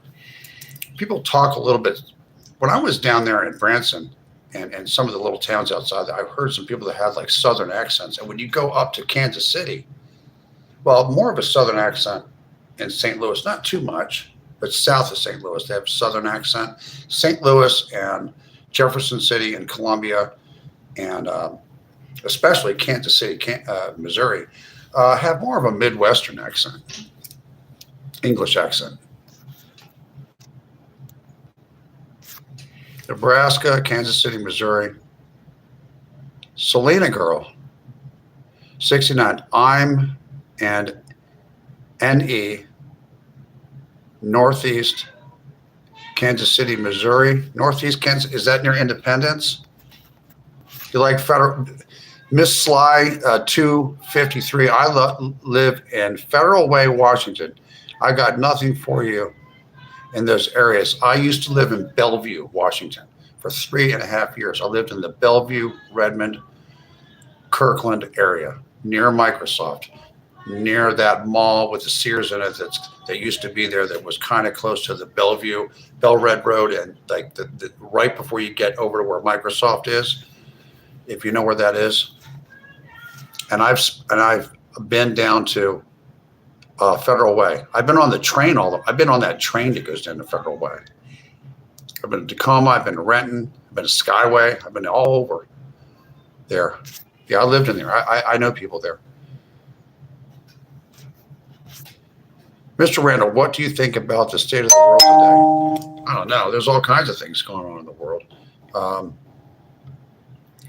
getting a little bit tired of every time I look on my smartphone, like in the morning, I just start my day off by reading reading the Christian Science Monitor newspaper or the New York Post or something like that. I read the articles, and all I hear about is there's a deal with Iran. And I'm like, there's been conflict. There's been military conflict there for 2 months. I think we're going on 3 months now. Then it's 2 months of supposed to be not in the war. I hate wars.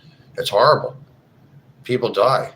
It's the whole thing's. I understand what they're doing it for, to get that nuclear material out of there. But they're always. I keep hearing a deal's made, and then Iranians break the deal. It's like part of the deal is going to be, let us in, don't hurt us, don't shoot at us. We need to get the nuclear material, dig out all that dirt that caused all the bombing, and get the nuclear material out of there, and no more nuclear weapons, and no more saying bad things about how you want to hurt Americans and Israelis and stuff like that. And all that's going to stop. If they're not going to agree to that, then which I don't think, this thing may not end for a while. It might start being very expensive, and our prices of gasoline and our food prices might end up going up a lot more than what you're seeing right now. And it's bad right now, isn't it? It's so bad that a guy like me that's not used to having to look at how much things cost and put them in my grocery cart, I now am looking at prices of food, and I'm paying attention to how much gasoline costs now, because it's getting really obscene how much gasoline's cost, and it can get worse. And I'm praying to Jesus that it doesn't get worse. I'm praying that whatever the Iranian leadership is going to agree to let out countries, maybe our country, maybe China can get involved and stuff. We can, or maybe some other countries, to get the equipment, the heavy equipment that needs to go in there to get that nuclear material out of there and get it all out. There's no more nuclear anything. See, Iran does not need nuclear energy. They have enough oil to have oil for the next 1,000 years. They have so much oil there. And they have contracts with the United Kingdom. There's a lot of things that a lot of people don't know. You know, the United Kingdom, England, they have business interest over there. All kinds of, this is far more complicated than, but the war part of it needs to stop. It really needs to stop.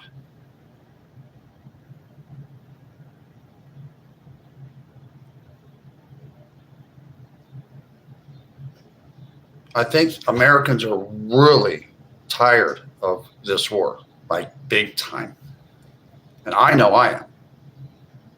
Just tired of it. These things cost lives. They cost money.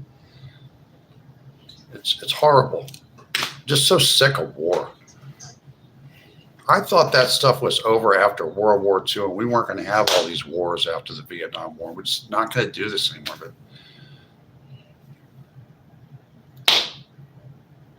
who you vote for matters. You know.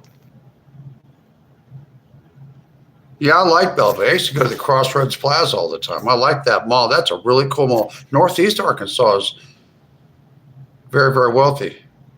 Really?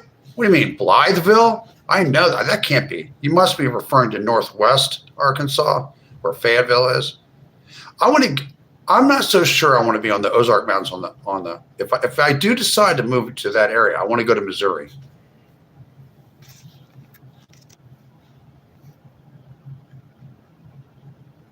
Really? There was a skydiving accident in Missouri? I didn't know that. I'll pray to Jesus for their souls. I don't know about secret societies. I believe that Jesus Christ is my Lord and Savior. I do. I really believe that. Jesus saved my life. I know for a fact. Data centers, yeah, they're building a lot of data centers. You know what? These telephones are a good tool, but they really haven't been used to their full potential.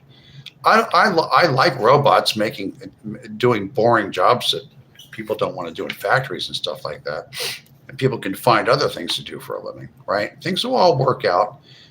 People find there'll be different lines of work created because, a lot of the boring work in the factories will be done. And humans will do different things. But I don't see any necessity for these robots that look like they're human, like they're humanoid with the face and the arms and the legs. I don't see the purpose in that other than to scare people or to piss people off.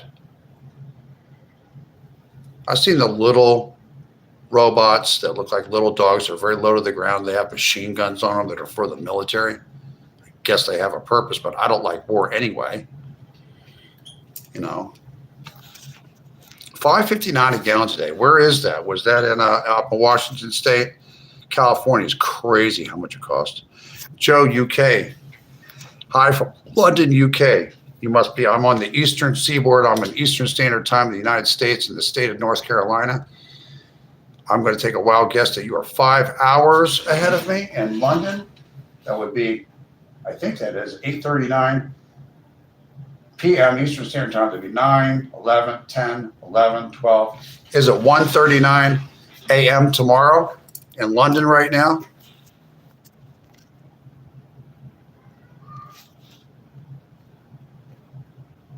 Yeah, they probably are still making money from World War II.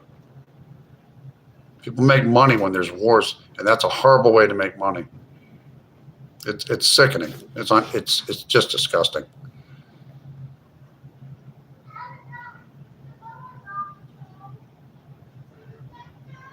We are paying Decula One said we are paying close to $70 United States dollars a gallon in New Zealand. And are you in New Zealand? You mean NZ like New Zealand?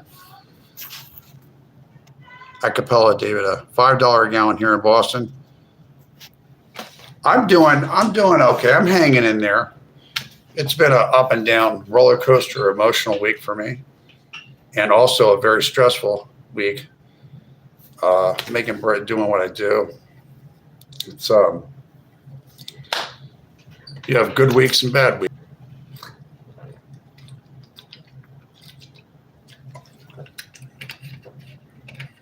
And then after tonight, you do know that Monday, Tuesday, and Wednesday are my days off. I'm just on here to make friends and stuff. I'm not going to monetize until I get over 5,000 subscribers. If you could hit that subscribe button to Hollywoodland22, I would really, really appreciate it. Thank you. It's free. It's free to subscribe to my channel. I don't believe I'm ever going to charge anyone to subscribe to me. No, I'm not going to do that. Why would I want to do something like that?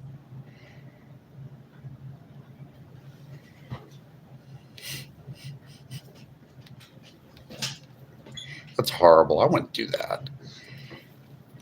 Charge to subscribe to my channel. Like I'm some special kind of motherfucker or something like that. What the fuck? Charging. What's the matter? What trailer park do you live in? Come on, don't charge. I know people that do not charge to watch their channel, that live in conditions that are,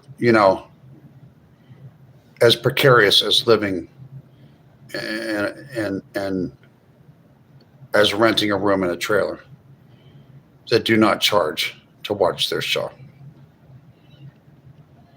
They just, if people want to give them, there's people that just do their show because they just want to entertain, and they want to talk about very important things. They're of a spiritual nature, and they got big hearts and stuff. I know people that do that.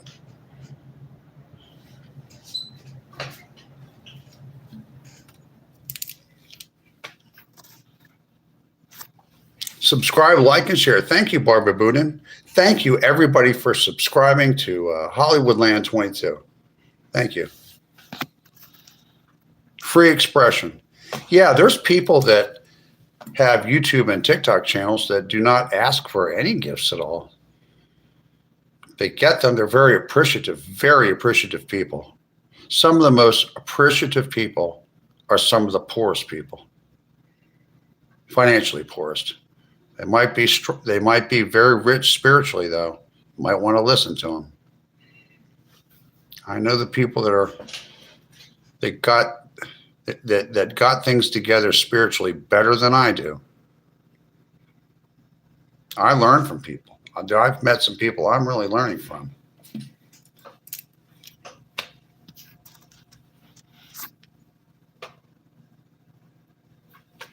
Ekabola David says, I ask zero, I take zero. Yeah, if I get to like 10,000 subscribers, I'm going to monetize the channel.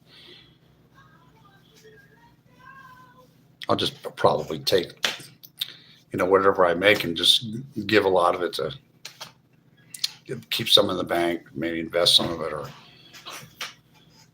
give it to people that are less fortunate than I should do that. I'm not going to talk about it anymore, but that's the kind of thing I would do.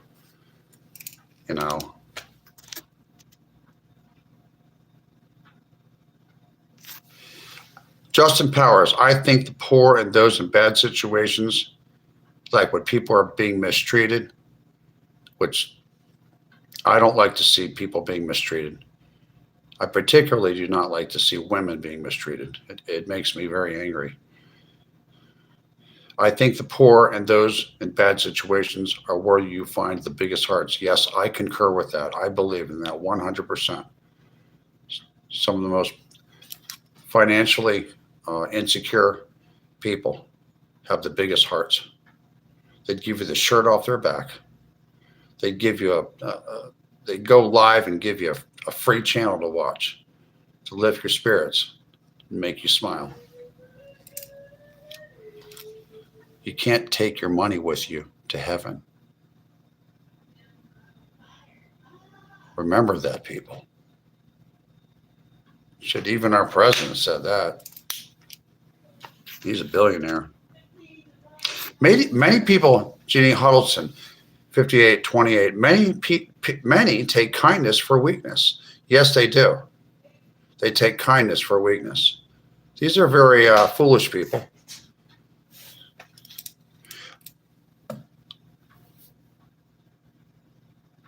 I'm fair. I'm mostly kind. I'm a sinner just like anyone else. I'm definitely not perfect.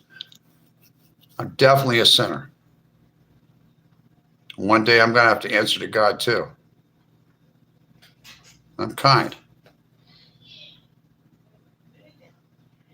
But sometimes, like when I first got on YouTube, I had some trolls come onto one of my YouTube channels a long time ago. It doesn't exist anymore. Out in Los Angeles. And they made direct threats at me for no reason at all. And then they started, they doxed where the location of the Metro PCS that I was using at the time. It's okay to use Metro PCS and Boost and stuff like that. They'll work, but I would recommend Verizon or AT&T, or even at least T-Mobile. But there's nothing wrong with Cricket or Boost or Metro PCS if you have a good branch you're going to. But the person figured out where the Metro PCS is that I was working with. So that's kind of a dox, right? Okay. And he was making a lot of threats to me. This happened in Los Angeles. So what I did is I went out there. It was like almost like 11 o'clock at night. And I went on the other side of this residential complex, and I went around to Sepulveda Boulevard, which is in the San Fernando Valley near Van Nuys, in the Van Nuys neighborhood, near the Metro PCS. And I rolled up on this person who was trying to find out where I lived, and I shocked him. And he took a look at me, and he started apologizing really quickly to me. When I just had to look at him and say a few words to him, and he screamed. And I never heard from him again, and he never threatened me again. You don't threaten people that are live streamers. You don't really know who you're dealing with.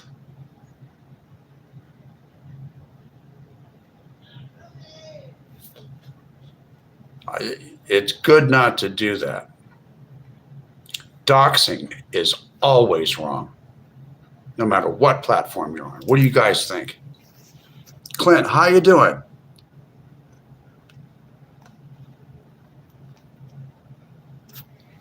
Just confess to God and be as sincere. That's all you need to be absolved by God.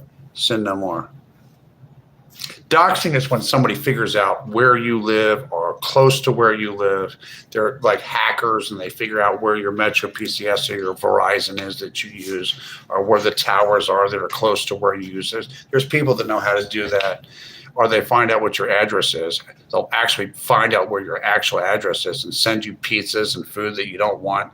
They might have people that have financial means and they just like to mess with people and stuff and send them pizzas with all kinds of hot sauce on it and stuff. I've heard stories, but that's what doxing is. Doxing your location by longitude and latitude, or getting close to it. But I had to run up on this person at 11 o'clock in the morning in Van Nuys, California, and I said a few words to him, and he got all scared and he took off. He saw what I actually looked like in real life, and that guy was terrified of me. I think he urinated himself.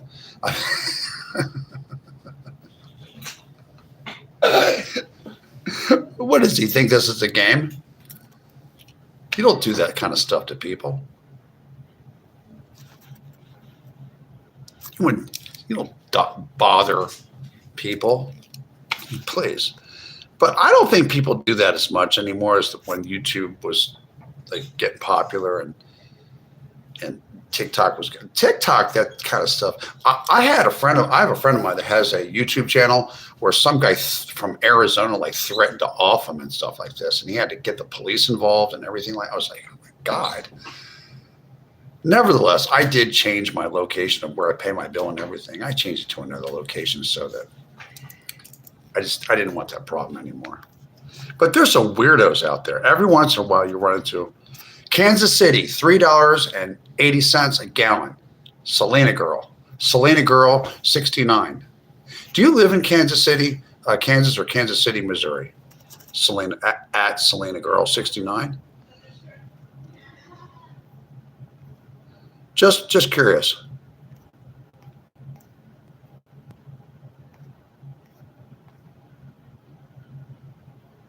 We all need shelter and food, yes.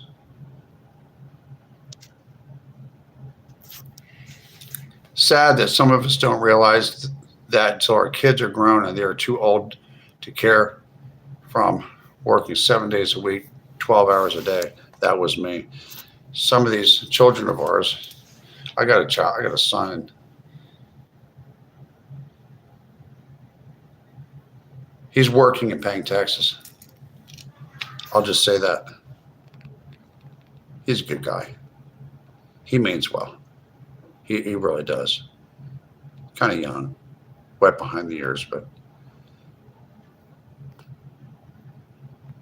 exactly, 100%. Wise words, Randall. Yeah, Jerry. That's what it is, Jerry. When people find out where you live and everything.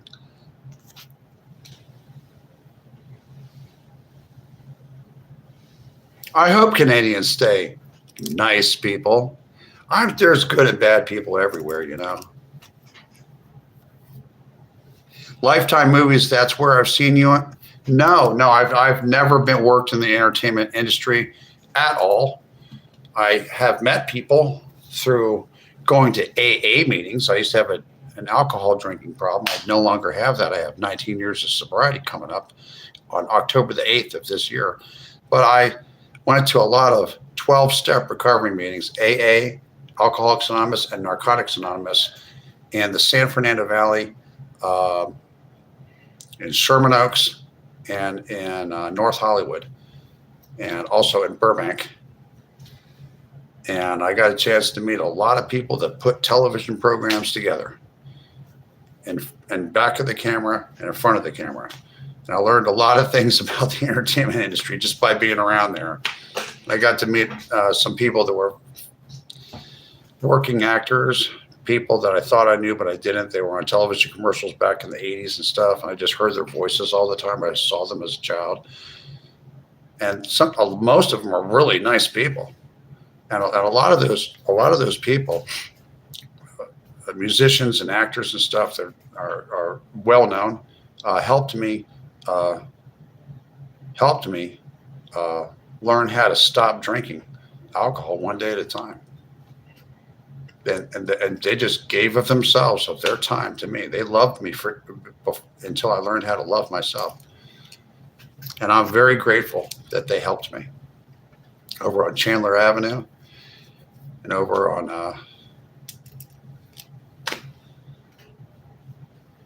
off of behind near Ventura Boulevard and stuff like that. A lot of people helped me out there.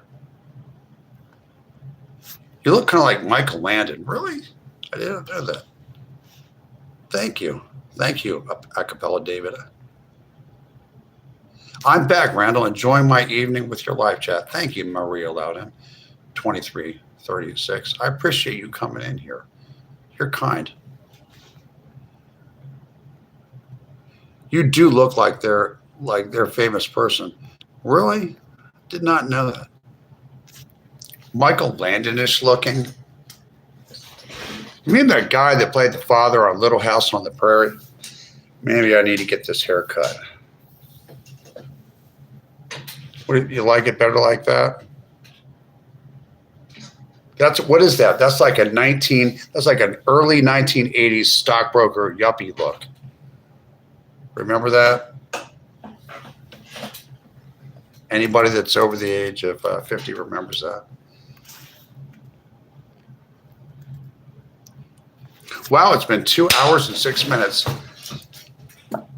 I shall be back in a second. I'm going to wet this hair a little bit and show you what it would look like if it was a little short. You want me to do that? Oh, I told you I would get you some pictures of me when I was a younger guy. I'm going to do that. One moment. I'll be back. Give me some time. I'm here. Stay with me.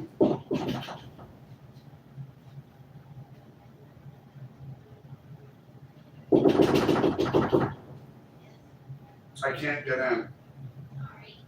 I got a live on. Have it.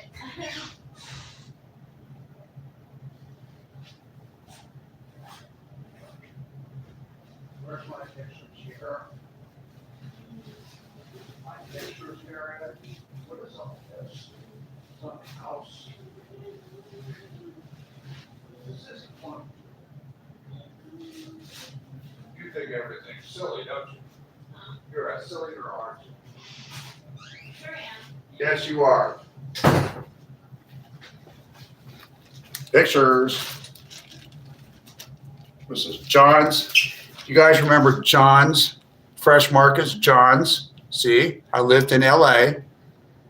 It's like Vaughn's, but an Armenian guy started a chain that's kind of like, Vaughn's, but it's John's, and it has a lot of Armenian food in it. It's called John's, and I still have this bag here. I'll be back in a second. Don't touch that dial.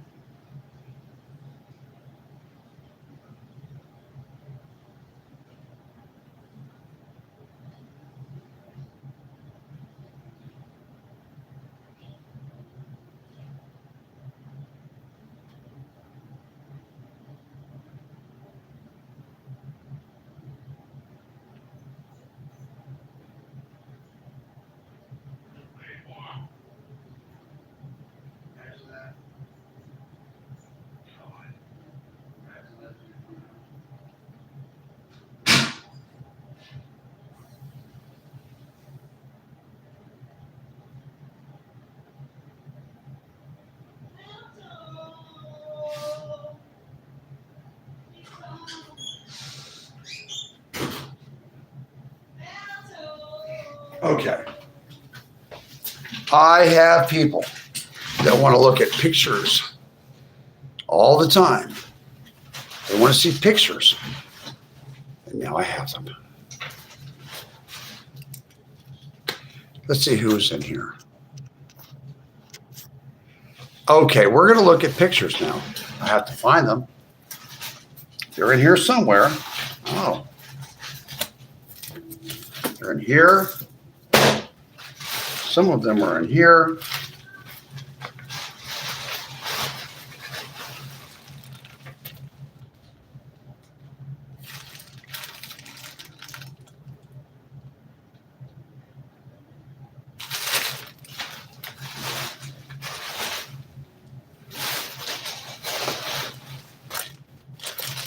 Wow, that's a birthday card from a long time ago.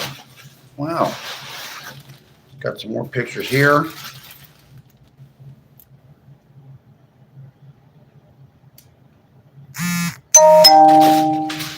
I just noticed something. One of my ex-girlfriends looked like my mother.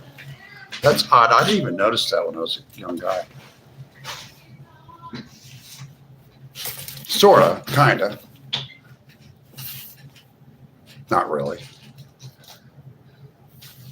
They might have the same color, like they have the dark hair and the blue or green eyes and the real white skin with freckles and stuff like that.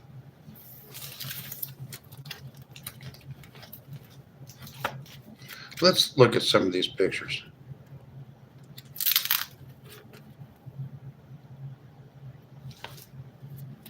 Wow.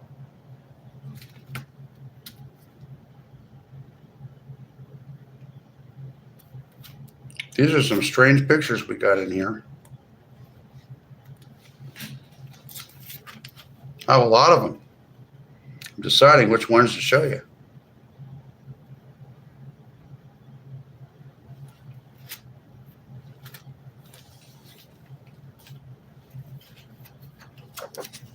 That's a picture of my grandmother when she was in high school. Just found that one.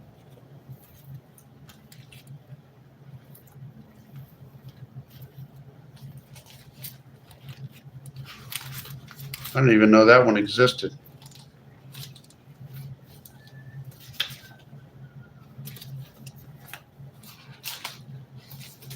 Wow, I got some pictures in here.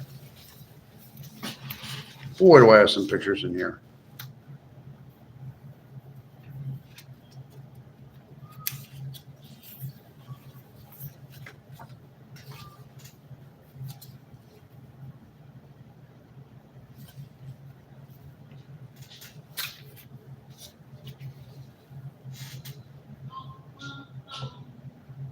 I don't know who these two are. It's a picture of, I know these two, my mother and her mother. See those pictures? They used to have, look at all these old pictures. And my aunt and my uncle when they were little kids. That is my grandmother and my mother. The grandmother was about 5'11". She was tall. I'm trying to find the pictures I usually show. They're interlaced in here somewhere.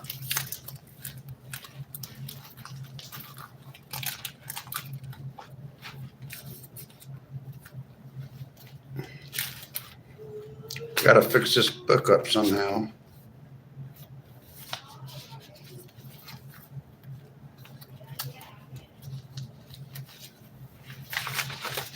This is a big book here. All kinds of, oh, here they are. I have them right here. These are the pictures I show everybody all the time of me. I'm sure there's some more in here somewhere.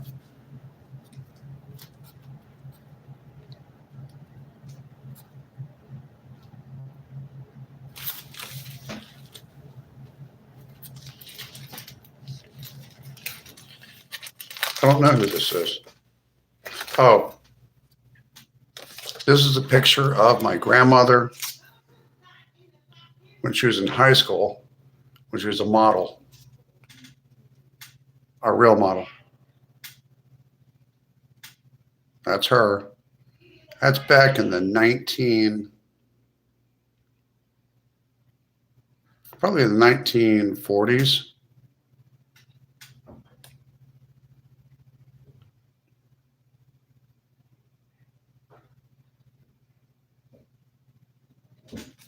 That's my mother's mother.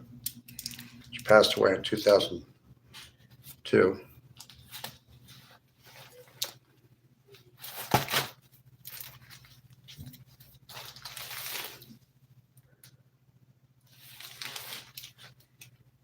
See, she was trying to be a model is what happened. I think her father, my great grandfather, the guy that grew up on a ranch, a horse. They used to breed horses in far western Nebraska. He forbid her to go to Hollywood. That's what happened, or New York, and then that was cut short, right? So she became a housewife. This is a picture of her, also. They did all kinds of modeling pictures of her. See? Her father was an old-fashioned guy. He was a Marine. He wasn't going to let her go to Hollywood. No way. Just not going to happen. That was back in the days, man. That was back in the 1930s or early 40s or something. And her father my great-grandfather was a Marine. I knew him until I was 10 years old. And he was 6'4", and he was a police officer in Washington, D.C. But his last name was Sheets, and he grew up in western Nebraska, and he went to a military high school in Omaha, and then he ended up going to Waukegan, Illinois, or something like that. And got went over in World War I. He was also a honor guard at the White House, guarding the front doors because he was very tall. He was 6'4". They were one of the really big guys, menacing looking guys. He was also a spy, Mr. Sheets. That's my grandmother's father from Nebraska. He was a spy down when they were building the Panama Canal when he was about 18 or 19 years old, or 20 years old, something like that.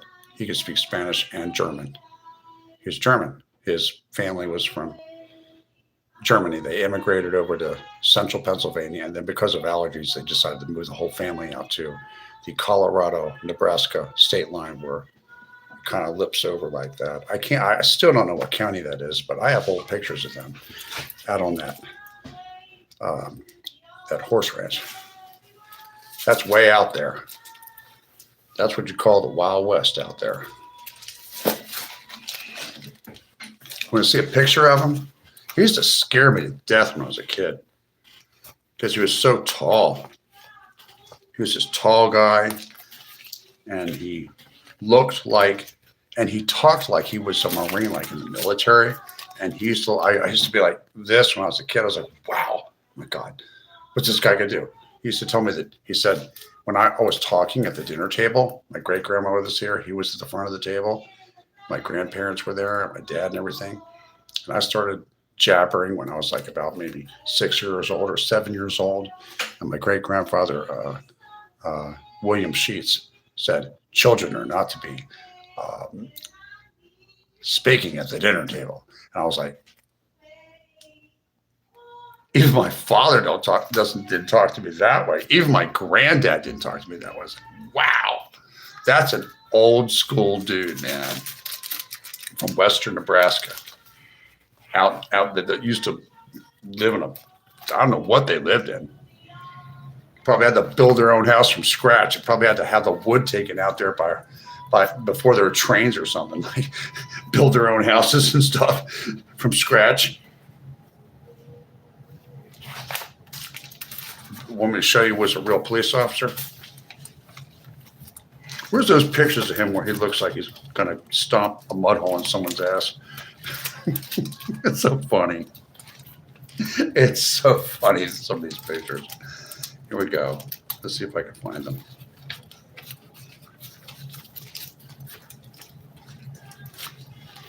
This is what they used to look like.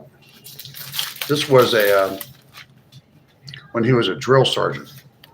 I told you he was 6'4". He was a drill sergeant in the United States Marines in Waukegan, Illinois, at Great Lakes Naval Base. Now, that's him, man. He was also a cop. Could you imagine that guy coming at you if you were acting up in front of the White House or something like that, or at the Capitol or something? He's coming after you with his stick. Oh my God. Hate to think about it. Well, here he is. When he got older, he became a street cop around Georgetown University. There's Mr. William Sheets right there. Yeah, he got a federal job. A lot of those guys that lived out in the middle of nowhere out western Nebraska, they used to have to send their kids because they didn't have the high schools out there. If you wanted to go to a high school to go on to university, or if you wanted to go to a high school, a military high school, you had to go to Lincoln, or in Nebraska, you had to go to Lincoln, or you had to go to Omaha. Or if you wanted to, if you're in Kansas, you probably had to go to Topeka or Kansas City in order to get some proper schooling to get you ready to go to the military or to go to college or something like that. Because back in those days, the western parts of the Great Plains states were just as rural as the Rocky Mountain states. It just wasn't much out there, you know, unless you wanted to work on a farm for the rest of your life. I think I got a picture. There she is. That is my great-grandmother. See those hairdos? Look at those.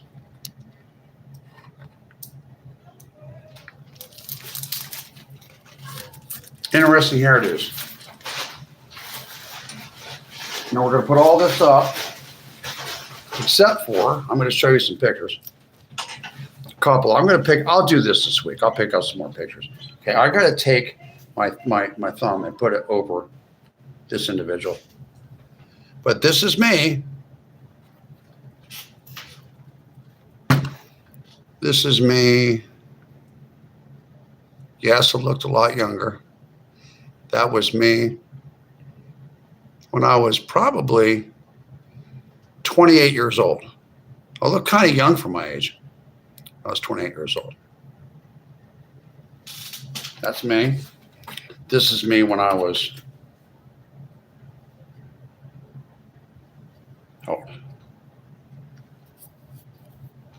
this is me when I was 21 years old. It's a picture of me.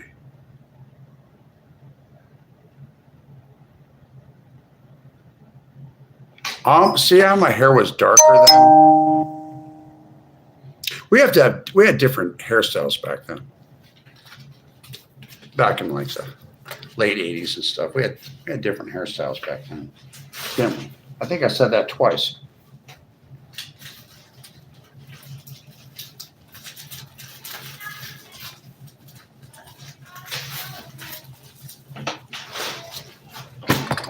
So that's so much for the pictures. I shall be back.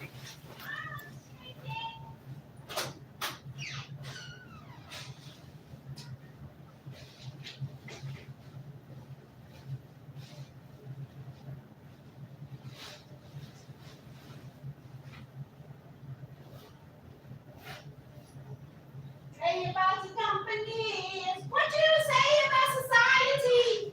Oh, we got her singing. Yes, I'm back. Yes, I am. How's everyone doing? Let's see what people are saying.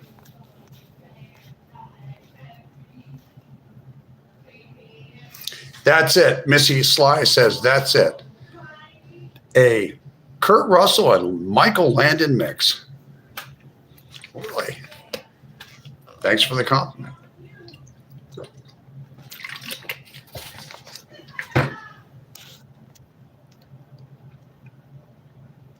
See, not heard. Yeah, Kurt Russell, definitely.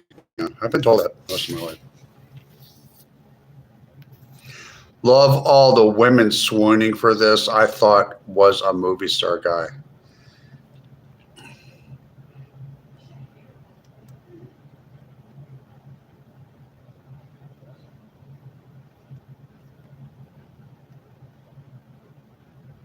kind eyes she had, yes. Thank you for all the compliments. I do appreciate Kelly Nunes and Miss Sly. I was just going to ask if that was the 80s. That was the late 80s. No, I'm sorry. That was, no, it's like in the late 90s or something. Something like that. I'm not going to give away my age. It was in the 90s. The second picture was in the late 90s. The first picture was actually taken out in outside of Dallas, Texas. I was visiting out there, and for about a couple months, visiting my mother and hanging out, going to the pool and meeting people.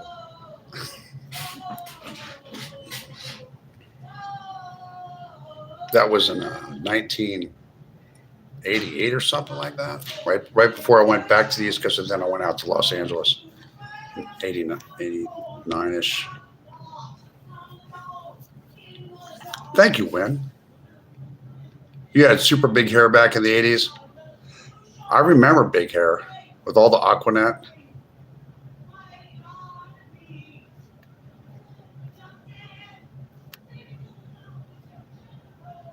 Titans, I'm doing pretty good, Titans Z 300. Daniel Holman is doing great. Enchanted with your pictures. I have a lot more I'm going to show you guys. Thank you. Where was I born? My actual birthplace was the state of New Jersey. I lived in Philadelphia. I lived in southern New Jersey. I've lived, I know the Washington, D.C. area well because both of my parents grew up in the Washington, D.C. area on the Maryland side.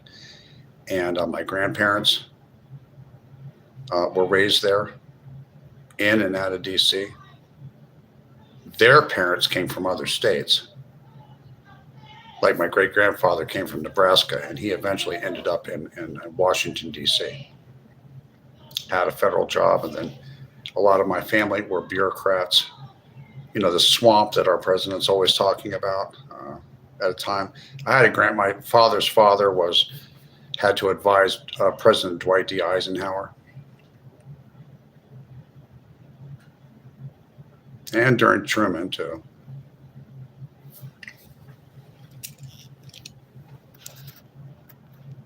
Aquanet was it. Does anybody know where the Kensington section or Fishtown or Oxford Circle is in Northeast Philadelphia? I lived there. Also lived for 4 years in Lubbock, Texas, in the South Plains, the South Great Plains that extend into the Oklahoma and the Texas Panhandle. Kind of a semi-arid area where they farm a lot of cotton out there. Learned how to ride dirt bikes out there. I never really wanted to get on street bikes, but out in the dirt, when you're like, when you're like a 10-year-old, 11-year-old, 12-year-old, 13-year-old, it's fun to ride motorcycles out in the desert, or a semi-arid area. I think the panhandle of Texas is kind of semi-arid around Lubbock. When you get to Amarillo and Oklahoma, it turns into more grasslands and things like that. Anything west of Oklahoma City is more grassland, is more desert, and Oklahoma City and going towards Arkansas border is more prairie land. There's a line that goes through the Great Plains. It's called the 100th meridian, and it's where the vegetation changes. Like you might be over near the what river goes through there?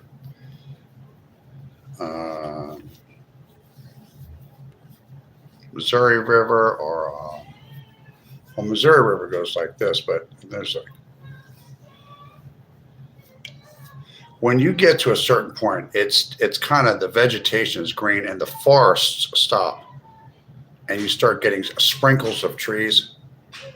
you know, somewhere around when you're going through Missouri to Kansas City, or you're up in going towards Kansas, Nebraska, and stuff like that, east of the eastern third of like maybe like Lincoln and Omaha and Tulsa, Oklahoma, and Kansas City and stuff, is like where the forest turns into like rolling plains and it's green vegetation. And at some point when you get into the middle of the Great Plains state, you hit the 100th meridian where the vegetation turns from green into brown and it gets more brown. Like Dodge City, Kansas is kind of semi-arid. It's a higher elevation, right? Whereas you go over to Kansas City, Kansas, and you see a lot more trees, like especially inside the city and stuff like that. I've been through there. And you get into Independence, Missouri, over there, you see more trees. And when you start getting, but then there's places in Missouri that are heavily forested. It's like you're coming across country and you notice the change somewhere around Topeka. That changes more. Then there's more trees when you get to Kansas City, Kansas. And when you get over into Missouri, it's like, wow, it really did change. There's green farms and cows, and there's tree lines, and where there used to be forests, and then you see a big giant patch of forest and everything like that. Yeah, you can look at a geographical map. You can see where the forested areas are in the country and where they stop when you go out west. There's a different kind when you get out past a certain point, past the 100th meridian. There's a difference in the culture in the United States. It's a Western mindset. It's different. I've met people that live in Wyoming and people that live in Montana and Western Kansas and Colorado and stuff like that. They're rugged people. They're very rugged people. The strong survive out there.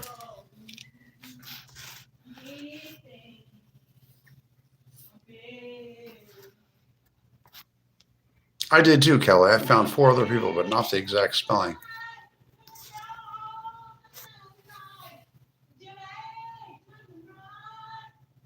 You Googled your name one time. I couldn't believe how many people are out there with the same name. Could you imagine if your name was like John Smith?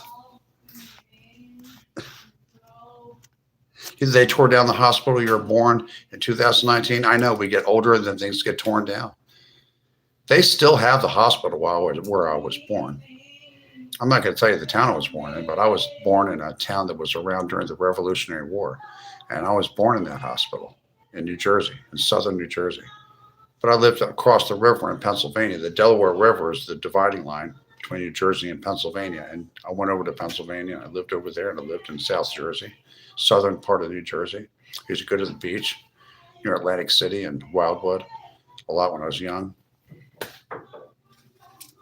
I got a ton of family like in Texas and Oklahoma and Kansas and stuff like that. Got all this. I got family in Arkansas. We go to those family reunions there, and I just meet a lot of people.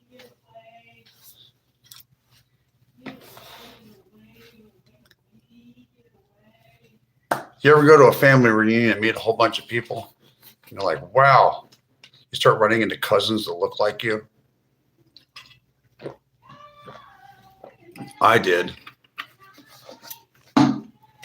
I ran into some cousin of mine. It's a woman, a young lady that looks like she could be my sister. One of my second cousins. I looked at her, I was like, yo, man, you look like me in the face. I was like, where are you from? She was from Dodge City, Kansas. I met her at a family reunion in Arkansas, up in the mountains. We had a family reunion. It's really weird things you see. Now, let's see how many people were in here. All messages. Let's put on top messages. Let's see who's in here. Okay, we're just about ready to wrap this up. It's almost time for me to skedaddle. I want to thank everybody for helping me out, for subscribing to my channel, Hollywoodland22 on YouTube. And you'll see me chatting away and TikTok, various channels bouncing around from here to there. I will be back on the time that I do my live stream. For right now, it might change, is Thursday. It's going to be Thursday, Friday, Saturday, and Sunday at 6 p.m. until whenever. And when I get this, and I'm not monetized now because I don't want to, I do not need the money. But when I get to 10,000 subscribers, by that point, I will definitely monetize this channel. Maybe sooner, maybe at 5,000 or 7,000. I'll have to look into it tonight, see if it's worth my while. I really enjoy talking to you folks. I am trying to build some core viewers here. It's very important. I embrace my haters. Just don't talk about things that are too horrible. Good night. Good night, Kelly Nunez, Jeannie Huddleston, East Side. I will Google you, East Side. Great chat, everyone. Thank you, Dakula. Thank you, Daniel Holman, for coming in. I really appreciate you guys coming in and supporting my channel. Remember to tell all your friends and family about Hollywoodland22 on YouTube and to press the subscribe button and come in and see me. We're going to have a really good time. This channel is going to get bigger and we're going to start talking. We're going to expand on the subjects we talk about. I am not going to talk about in-depth subjects that I don't know a lot about unless you want me to. You got to understand that I'm learning about things from a spiritual perspective. I'm actually learning from other people that have other channels that are educating me. I have I'm a Protestant Christian. I'm a Methodist. I'm not a real religious person, but I do know for a fact that Jesus Christ is my Lord and Savior and that he saved my life.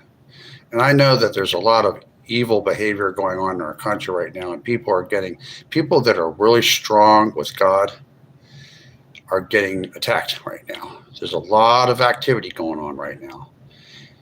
There's a lot of rotten things going on right now, but Jesus has it under control. We need to really sort of regular everyday Americans, us people that do not have $50 million in the bank, as regular Americans, including some millionaires. We're just regular folks. We need to stick together. And I believe that the Lord is, and our belief in the Lord, Jesus Christ, is our common glue. He saved my life. I got up in the morning because of Jesus Christ. He allowed me to live today. I'm very grateful. Thank you, Jesus, for letting me have a beautiful live stream tonight.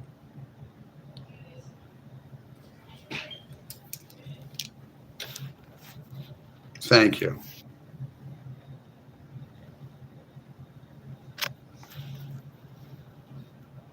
But you know what? Let me explain something about darkness. When you're going down a dark hallway, simple physics will show you that if you have a big flashlight with batteries in it, turn on the light. The light will always cut through that darkness in that dark hallway.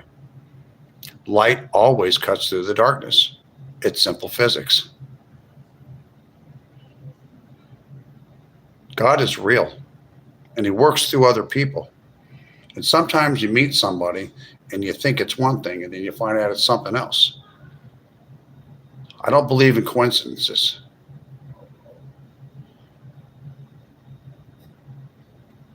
Not at all. Thanks for coming in, y'all.